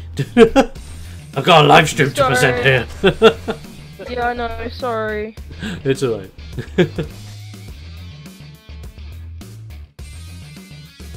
Is the somersault senton possible? Not really. The somersault senton is mostly done on a downed opponent. And Okay. at the moment, what's happening is you're basically being flipped out of his move, which you could Oh, just counter like- into one of your own. Would it not be possible, like, just as a thought, don't have to use it, you could, like, grab him on the way down, but reverse it, grab him and, like, drive him into the ground? Of course, yes. Because you're proficient in drivers. Yeah, that actually sounds pretty smart. But let's do that. Now, because of the way you're falling, and because the drivers are just straightforward damage output, we're actually going to make this into a... Well, I'm going to count it as a driver for now because I need to add it onto my list later because it's meant to be there. But this is more of a driver/cutter that you're doing. So you're being flipped off of his shoulders. He leaves way of his outside arm, and as you feel that he's lost grip on his outside arm, like something clicks into you, you grab his head, and as you're coming down, you're bringing him down with you. And because this is a counter, because he rolled a natural 1, you don't even need to roll for the hit. I'm going to let you roll for the damage. And the damage is a D12 plus your power modifier. Nice one, brother! Yes.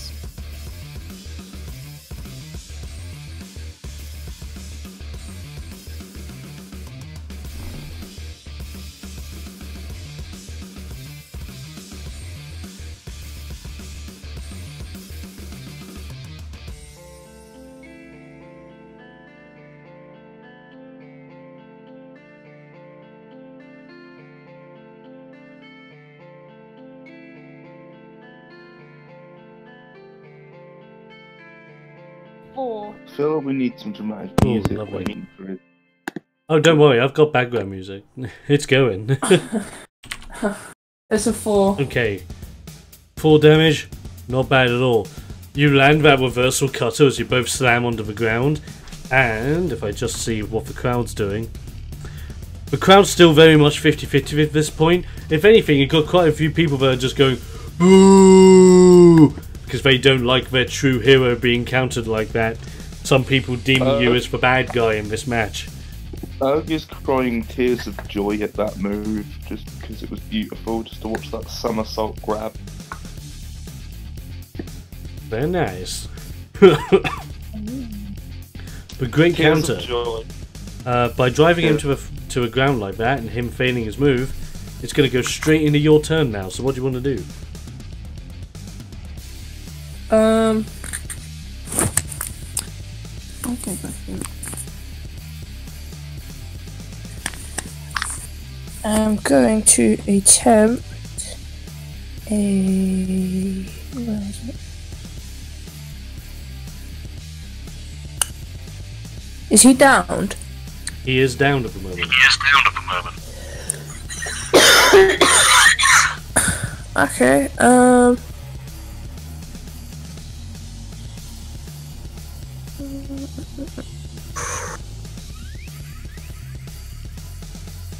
can I curb stomp him?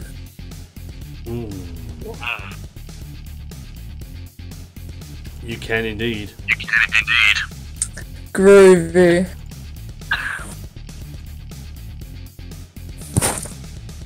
Let's see. Mind moving your mic for a moment up and considering myself back.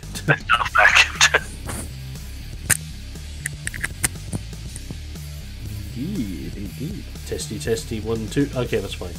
Okay, so with your curb stomp, you see him down on the ground. You're gonna take advantage of this. While he's downed, place your foot on the. Okay, so when he's downed, he's got his face. Okay. Might want to change that.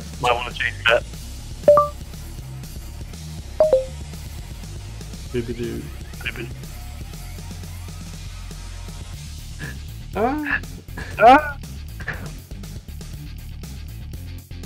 Well. Echo. Yeah.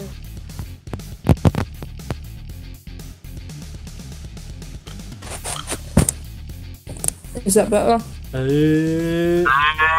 Right, that proves no, sadly. No.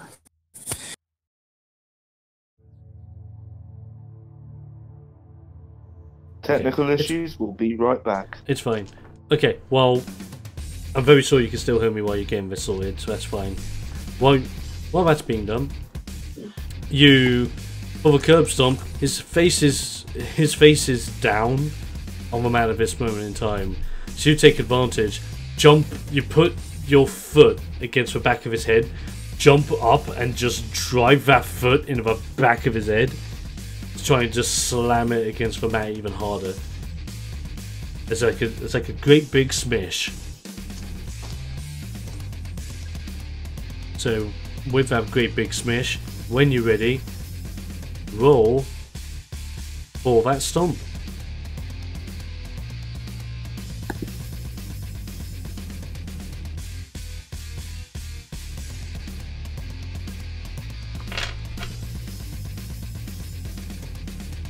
That was 4. Not great attack rolls today, but it's fine. As you go to land the stomp, your feet sadly moves out of the way slightly, and you actually stomp the side of his face, or like just to the side of his head instead of the back of his head itself, missing your stomp, which is very aggravating because it was so easy to a point where I'm giving you advantage. Try again.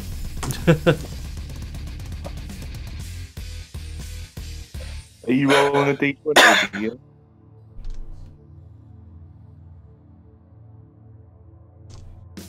Pardon? Are you rolling a d20?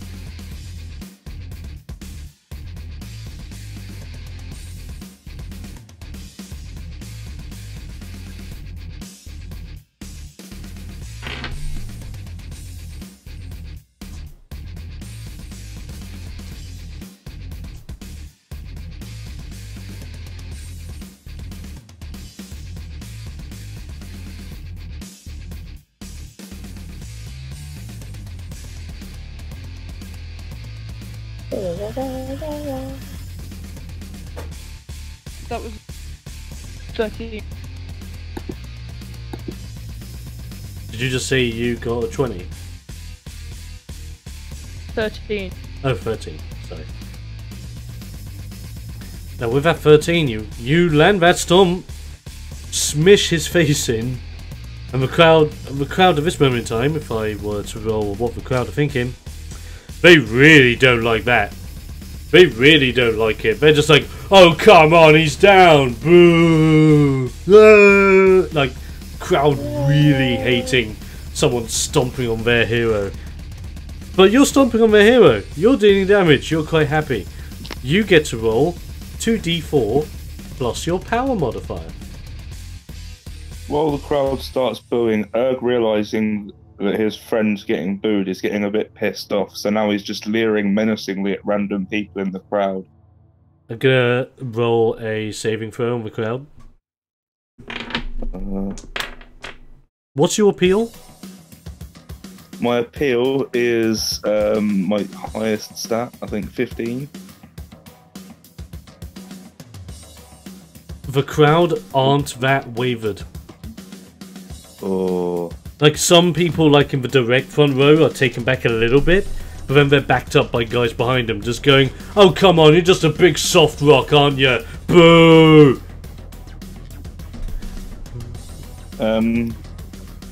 Okay, right. Just for the sake of role-playing my character properly, I feel like I'm going to need to roll something to keep my temper in check, so I don't just punch an audience member. Oh shit. Okay. Someone just called him a soft rock. You're gonna have to make me. That's racism. If that's the case, you're gonna have to make me an appeal saving throw. Oh. Okay. I've been rattled. Right. So. Am I adding my modifier? Oh yeah, with saving throw you add your modifier to it. So with your appeal, appeal's 14. So that would grant you a +2. Yeah. I roll a 19. Okay, you keep yourself in check. You're perfectly fine. Like, you don't let it come get too hard. It hurts you a little bit, but then you're like, no, I'm not here for them. I'm here for this match. I tried to help. That is true. Now, Shaniqua, those 2 d4s. Yes. 6. 6? Yes. Is that 6. with your modifier? Yes. Love it. Let me just get that onto Broderick's health. So that is lovely. Like, crowd are really hating you, but you don't care. You're getting hits in on a former champ. It is just empowering you at this point. You're like, yeah, freaking badass. But now it's his turn. And after being stomped, he is going to, because he's downed, he's going to have to try and get back up.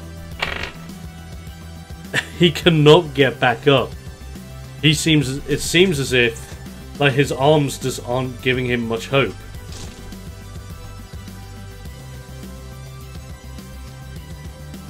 But then out of nowhere, you just see him, like, somehow muster the power to stand on his feet. Again, as he does this, Lavanya and Liam in the back, you notice that shadow, like that shadowy, ghostly figure again. Just like a pair of arms pushing alongside his arms on the mat to help him get back to his feet. Okay.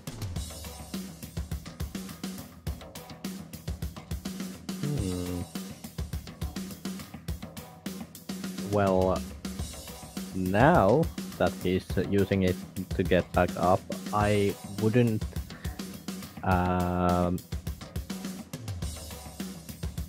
interfere, but I will if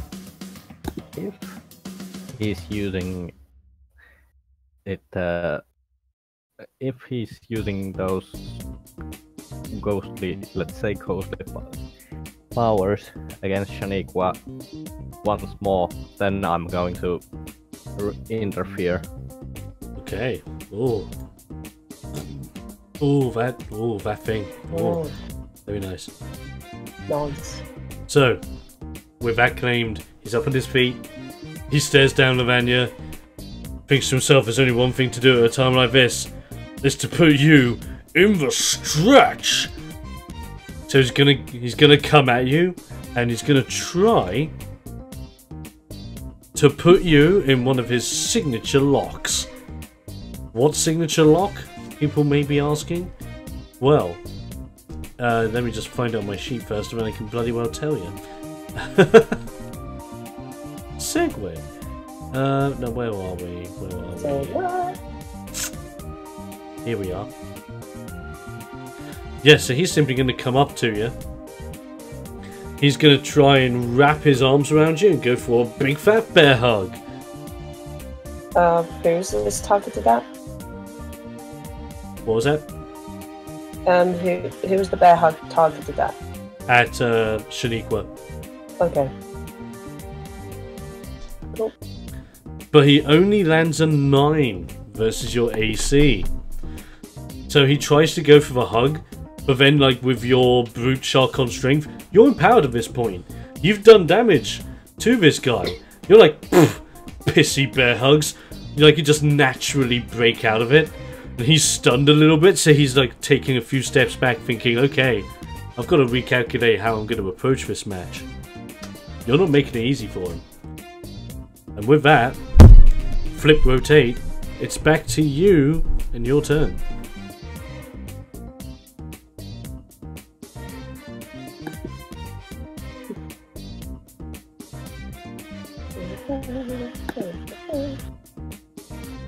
Oh yeah, and by me saying you, I mean Shaniqua!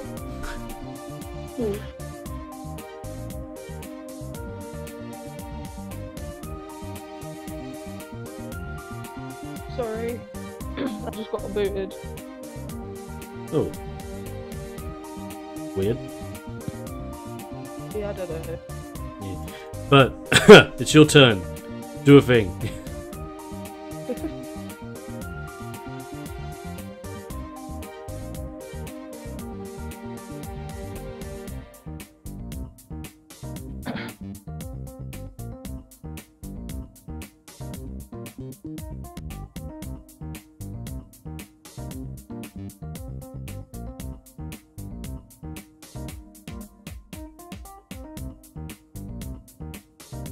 What's he doing again? Sorry, you cut out. So yeah, he attempted to put you in a bear hug, Yep. but effectively with your just natural strength you were able to break out of it without any hassle. So he was startled a little bit and taken a couple of steps back. He is against the ropes at this moment in time.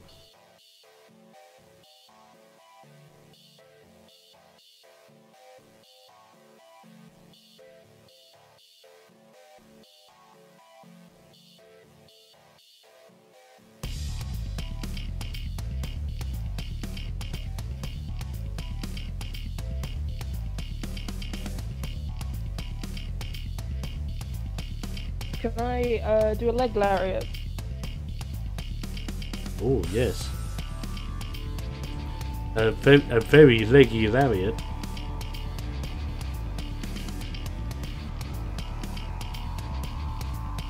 So with your leggy lariat, you see that he's against the ropes, and you're using this time to just go swing that leg of yours around into a lariat form and try and clock him across the underneath of his neck. Roll me damage. And because it's a lariat, I'm going to let you be proficient with it. So that just adds a +2 onto your roll. Nah.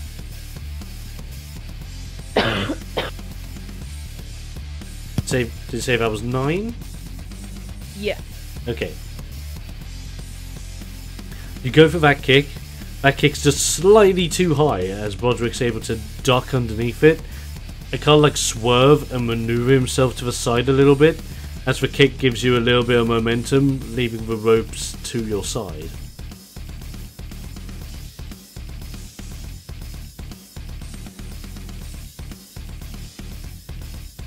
Now it's up to you at this point whether you want to create a little bit more space between you guys or you just want to keep it as it is. Sorry, say that again. Stay where I am. Alright, cool. With that time, it's Broderick's turn. And Broderick, he ain't happy. He ain't happy with his own behaviour. So he's going to try and go for that fireman's carry again. Gonna put you up on his shoulders. He's gonna maneuver a little bit closer to the middle of the ring. And as he goes to the middle of the ring, he is going to attempt... If I just get the fireman's carry section up on here. Here we are. He is going to attempt... a very simple fireman's carry slam. See how this does. But I'm not going to roll the attack.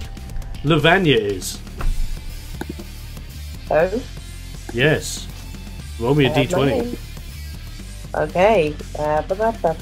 Rolling a d20.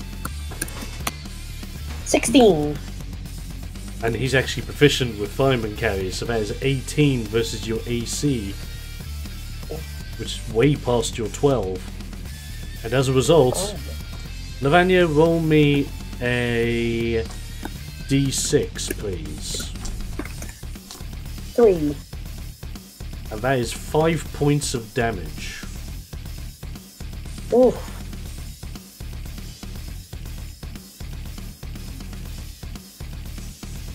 So how much damage have you taken at this point? Have we been clocking that?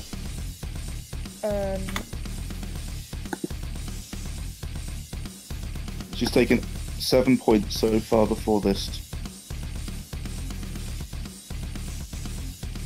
Okay, 7 before this, and then how much was this one again? Sorry, short-term memory.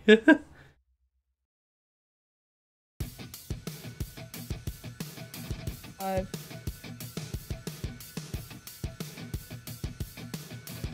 Okay, so that's bringing you... Okay, so if you took 7 before, and then 1, 2, 3, 4, 5... Okay, you're being hit quite hard, especially since now you're on 3 hit points. Broderick's taking you to your limits. They don't call him a former champ for nothing, and he is way worse than you thought. But you're not down yet. If anything, you might see like a bit of sweat off of your head, and you're like, this is what a match is all about. This is tense and hype. So now, with that done, Broderick's just going to give you ye old stare down. As it is your go, you start on the floor. You're not downed, but you're just on the floor.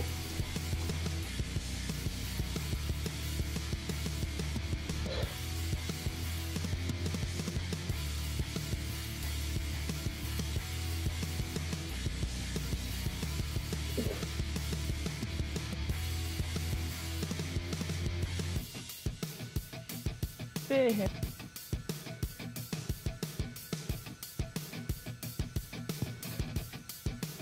Is it possible to spear him? Oh, it is. So like you... I'll tell you what happens. You do a bit of a kip up.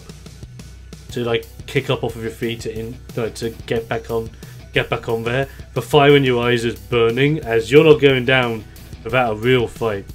And you just think, okay, screw this. Charge in. Going for the spear. Roll to see if you hit it.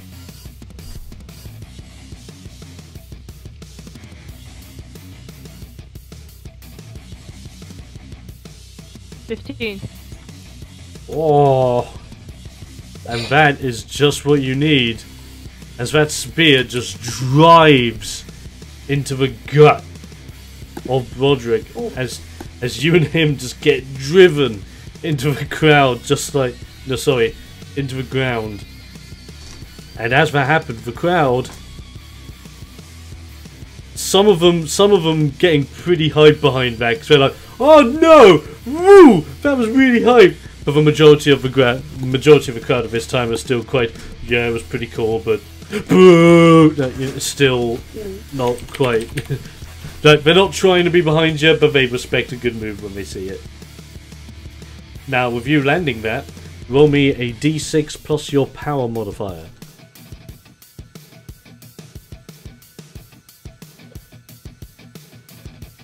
6. Nice. 6 points. So that's... Lovely. So that brings us down to that. Lovely. Good job on that one. So he is classed as downed at this point, and because you've used momentum in order to take him down with a spear, you're just going to have to stand there, getting your breath back, staring down at him as if to think, right, let's go, boy. And as it comes over to Steinhammer's turn, he's going to try and get up from his down position. And he does manage it. He manages it all by himself. Nathaniel and Liam, you don't see any ghostly antics happening. And as he stands back up to his feet, he looks at you. He looks at the crowd. He puts his hand into the air and symbolizes a fist. Gets his other hand and lays it out in front of him, and just bangs his hand. And does it twice, 3 times, 4 times, as if to charge up the audience. As the audience are clapping along with every strike that he's making.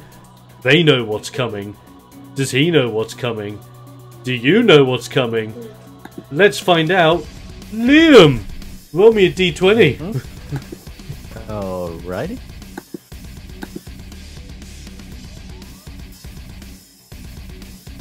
$14. Oh. And with that 14, it is still past your AC. He grabs you, puts you onto his shoulders, goes, and then what he does is he turns you round so that he drops you face first in front of him as he goes from standing up into a sitting down position. As everyone goes nuts, it's his climax move, the Stein Driver, as he just drives you face first into the ground, hoping for this to be your last breath. Does he manage it? Liam, roll me a d10. Okay. That's a 4. Okay. And with that, he smashes you onto the ground. Everyone, left going absolutely nuts at this point, as he deals 6 points of damage to you. That does bring you into the minuses. You are classed as knocked out at this point, but at this point, you get to try one of my mechanics, which is, are you truly knocked out? So, how being knocked out works in a professional match environment is that if you're down for a 10 count, then you're down and out for good. So what we're going to do is, you're going to roll a series of flat D20s. You're going to roll them to the best of your abilities, and we're going to start with 3 rolls. We're going to see how we go. So roll me your first number on your D20. 30. That's pretty good. Your second number. 3. And your third number. 4. 4. So with those, the referee comes over, starts doing his count. 1, 2, 3. Broderick sees a little bit of squirming as you're getting up slightly, but you're not getting up quite as fast as you're hoping to. Roll me another one. 11. And another one. 12. And another one. 20. Ooh. And as it comes to this, it goes 4, 5, 6. As he is about to say 6, you manage to get 1 foot, grab the rope, pull yourself up, and the people that are starting to get behind you now, as I see what the crowd are like, the people that are behind you are really trying to root you on at this point. But the majority of the audience are still like, oh, come on, really? She's got to be out by now. You're still in this with 1 hit point. But if you go down again, you're down and out.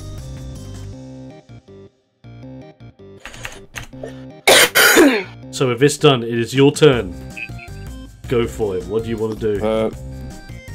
Quick question. How Yes. close is the other guy to the edge of the ring?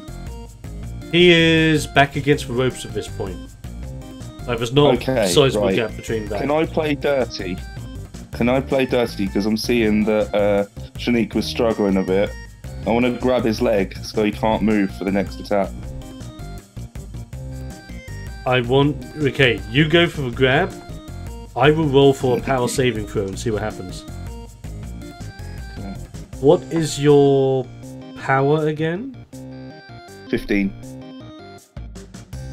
Okay, you go to grab for his legs, and as you go to grab the legs as if to try and keep him still, he feels the legs, breaks out of it, turns round, looks at you, and is pointing at you, being very angry, shouting some very choice words at you. But he's distracted. So with that in mind... And that's distractly what I wanted. Aha. So with that in mind, what would you like to do, Shaniqua? By the way, you got a wrestle point for surviving being from knockout state, so well done. Ooh, nice. Nice. I run back of do a bionic elbow. Oh, going bionic. Like a good Jump bionic off. elbow. Being the shark one, surely wouldn't it be an aquatic elbow? Ah. I mean, you're not wrong. So yeah, you're gonna use some momentum from like the opposite ropes. Go to like swing your elbow to just clock him, bionic style, the downward elbow to the back of his head as he's distracted. Now you have favor on this hit, which means you can roll your d20 twice, and the highest roll wins. 15. And that 15 is all that you need for it. So with that 15, you bash him on the back of the head. With that bash, roll me a d6. That is plus your cunning modifier. For me. Oh, that's for Shaniqua. Okay. There.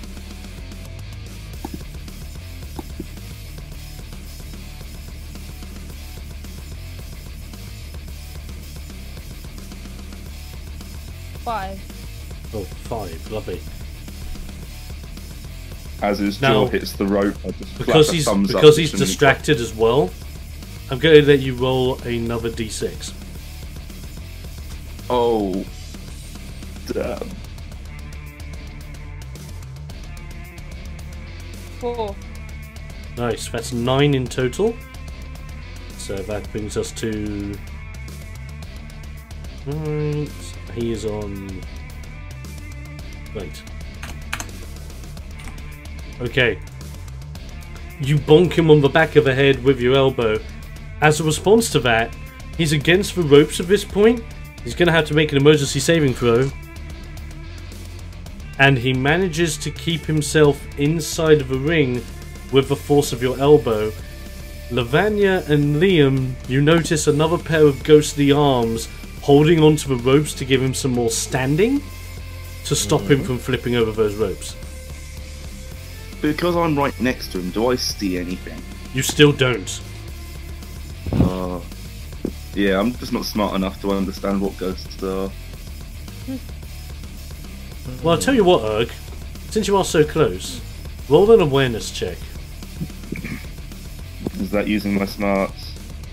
I believe it is. I've got to do a -3.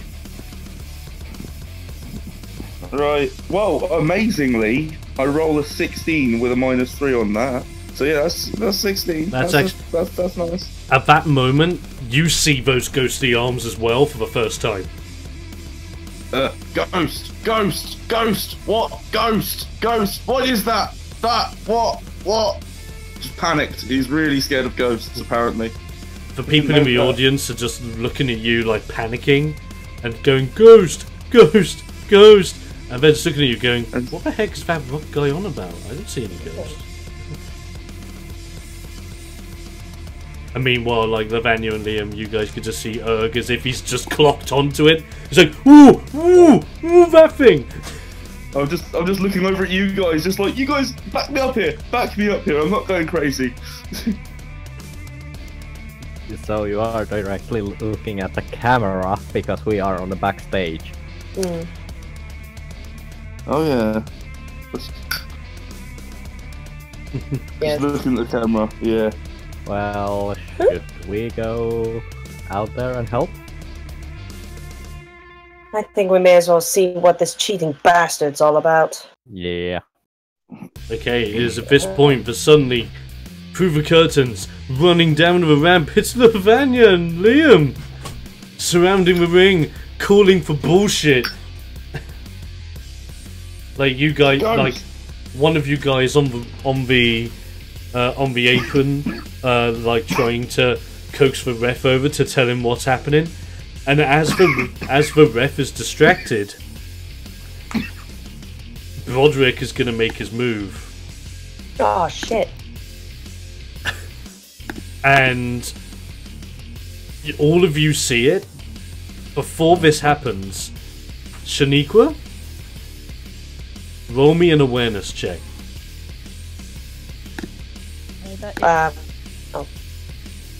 What's your smarts? Smarts is an 8, so that's -1 modifier. -1. What die? D20. Yep.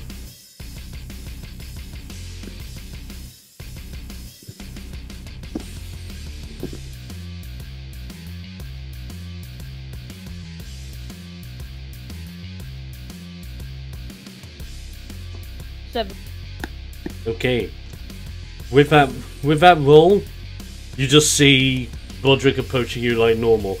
Now, as you guys are trying to convince the ref that things are happening, you notice in the corner of your eye, wait a minute, Broderick's approaching, but Broderick's like walking, whilst you see this full ghostly figure come out of Broderick, and it's the size and shape of a gnome. No, sorry, not gnome. Size and shape of a dwarf. And what this dwarf does, it's like as if the dwarf comes over, punches Shaniqua in the gut, fades back into Broderick, as Broderick takes Shaniqua, grabs her, throws the arm over his neck, and commits to a suplex on Shaniqua.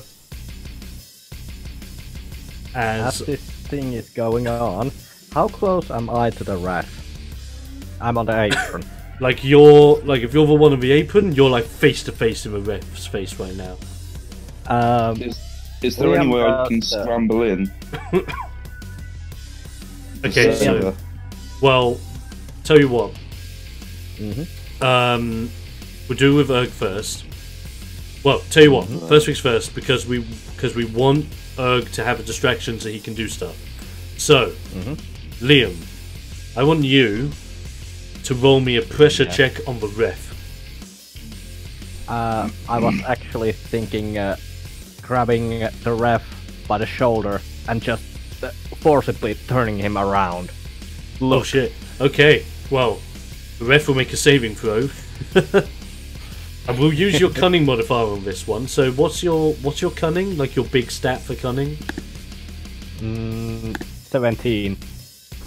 Oh, he's got to roll pretty high. Okay, fuck it. You just turn that ref round, and you turn him round just fast enough. And the ref, is the ref even smart enough to even see? Oh my god, the ref is shit. So the ref turns around, he sees like that ghostly figure do the gut punch, and as Broderick's about to suplex, the ref just like breaks everything apart. Goes to a ring bell guy and ring announcer guy that's just sitting down in the back, brings him up to him. You see him like do a few choice words as everything suddenly stopped.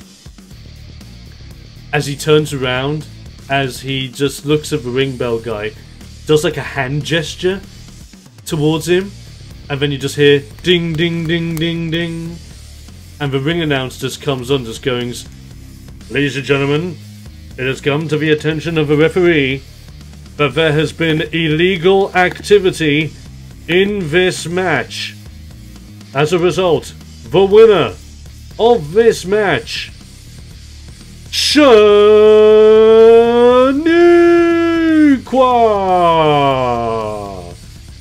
And everyone in the crowd at this moment in time, if I check how they are, roll, hates the decision. They are mad. Like, people are like pissed off. There's boos. There's people shouting swears in the ring. People are going nuts right now as to why suddenly there's a DQ and why they decided to give it to Shaniqua, not Broderick. They don't understand what's happened. They just saw a legit match. But holy god, they're mad. They're really mad. Can I just like shout, "You cheer a cheater"? You can indeed. And as you shout, "You cheer a cheater," you hear a guy in the audience going, "And you support a shitty shark! Boo!" You're ugly. Oh, yo. This how's crowd's getting Shaniqua very looking? rowdy. Oh, sorry, what was How's that? Shaniqua doing? Like, the referee's come over and lifted your arm. You've kinda, like, had enough energy to stand up for that, but you're holding on to yourself as if to think, okay, I could use a lay down. I would like to offer Shaniqua, like, a hand, like, you need a shoulder to lean on? I offer Shaniqua some duct tape to patch up her wound, but it's not really going to help. So, at this moment in time, you guys would like climb into the ring, gradually help Lavanya. Gradually help Lavanya get Shaniqua out. Lavanya like throwing one of Shaniqua's arms over you as you're walking back up the ramp. Rampant boos following you guys on the way up, and even to an extent, Lavanya, there's one point I'm just gonna see. Without my D20 somehow rolling itself behind my PC. I don't know how that managed to happen. Well, The power of suspense is in nature, apparently. yes. Okay, I'm gonna have to use one of my other D20s in the meantime. No. Don't know where that's gone. Bloody hell. Okay, this D20. Lavanya, what was your AC again? My AC is 16, if I remember rightly. Okay, I will so double check. you notice that there's like a guy in the crowd who's so pissed, he goes to throw his cup at you from the drink he was having. You notice it though, and you duck both yourself and Shaniqua out of the way in time for the cup to just fly overhead. Oh. Gonna have to roll something for that to try and keep us cool again, because he wants to smash that guy in the face. Yeah, give me an appeal saving throw. I just give him a bit of a glare before continue taking Shaniqua to the backstage.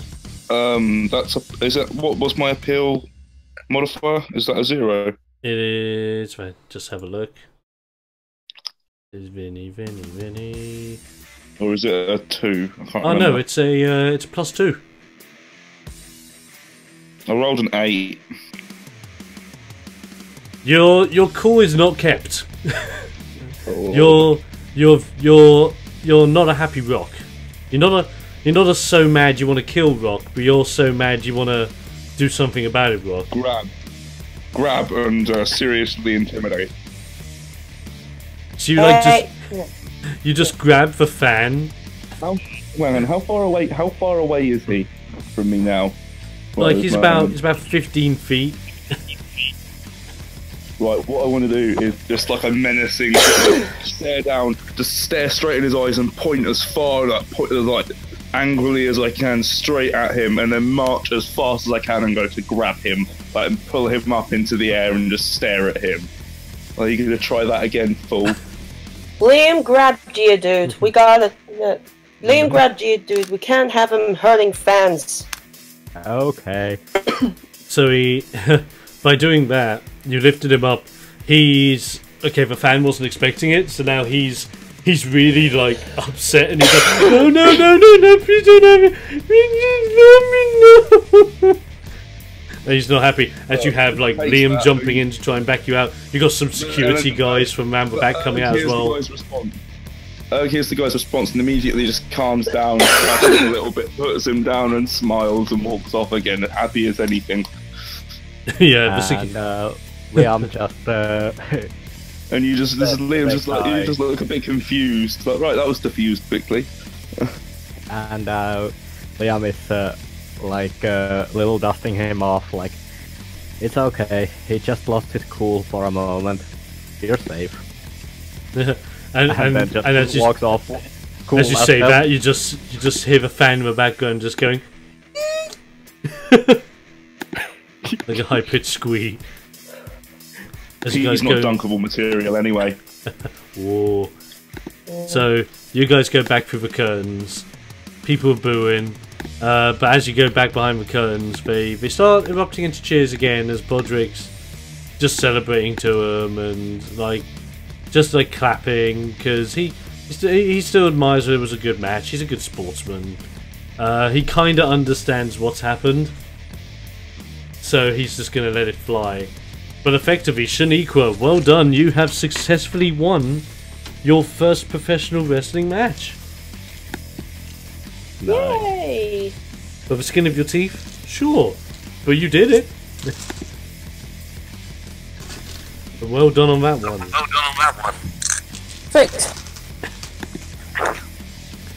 So with that done...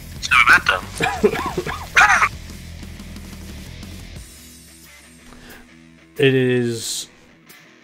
you all go around the back. There are only like the two Sharkon bros are like clapping you guys. You have to go, woo! Yeah! Way to go, Shark Girl! Yeah! Like, just giving you like a really big ovation, whilst everyone else is just giving you a stare down. As if to think, oh, you're still a rookie, I'm not clapping you yet. But you get back round the back, you plant Shaniqua on the seat, like some EMTs come out just to check on you and to make sure everything's alright. As that happens, Bobby comes out. Bobby checks that everything's doing well. Says, that was a great job! Well done on your first match. Now, I'm sorry to say this, I gotta rush you guys, because I got some hungry fans out there. Now they hate you, they want to see your ass kicked, so we gotta get straight to it. Oh, according to this, which one of you is Erg? That would be me. Like he looks towards you and just goes, alright, big fella, you made a mess out there, you go out there. Your time to shine, let's go. I don't shine, I'm made of rock. God's sake. Rock. Just looking around for advice right now. Really doesn't get it. He's telling you to just punch people and do it well. Yeah. Well, why didn't he just say that? Just walks out now. It Doesn't care about anything, just want to punch people. You are a highly valuable rock. So as that happens, Bodrick has left the ring at this point. The ring is clear. You are about to go back out there for your match. Who will you face? What challenges will you go against? Will you even know what the hell you're doing? No.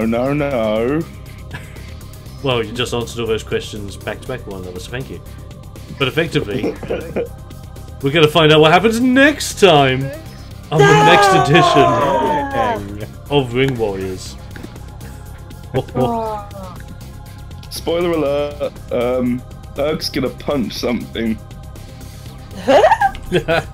Yeah. I mean, yes. Maybe the enemy, maybe the ref, who knows? Find out next time. It could even be you! Donate £25 and you can have a special guest invite to get punched in the face. Wow. Oh, that's hilarious. But yes, ladies and gentlemen, as we end of the session tonight, Matt and Christy, sadly, who couldn't join us, do send their condolences, but will hopefully be with us soon. Hopefully for next week before Christmas. We just don't know, but hopefully they would. With that said, it's been a great session. I hope you guys at home have enjoyed it, and if you have, please consider sending a follow, getting a subscription out there, and going to the social media channels where you can check down in the description of the stream, the video and all that jazz, and now popping up on your screen.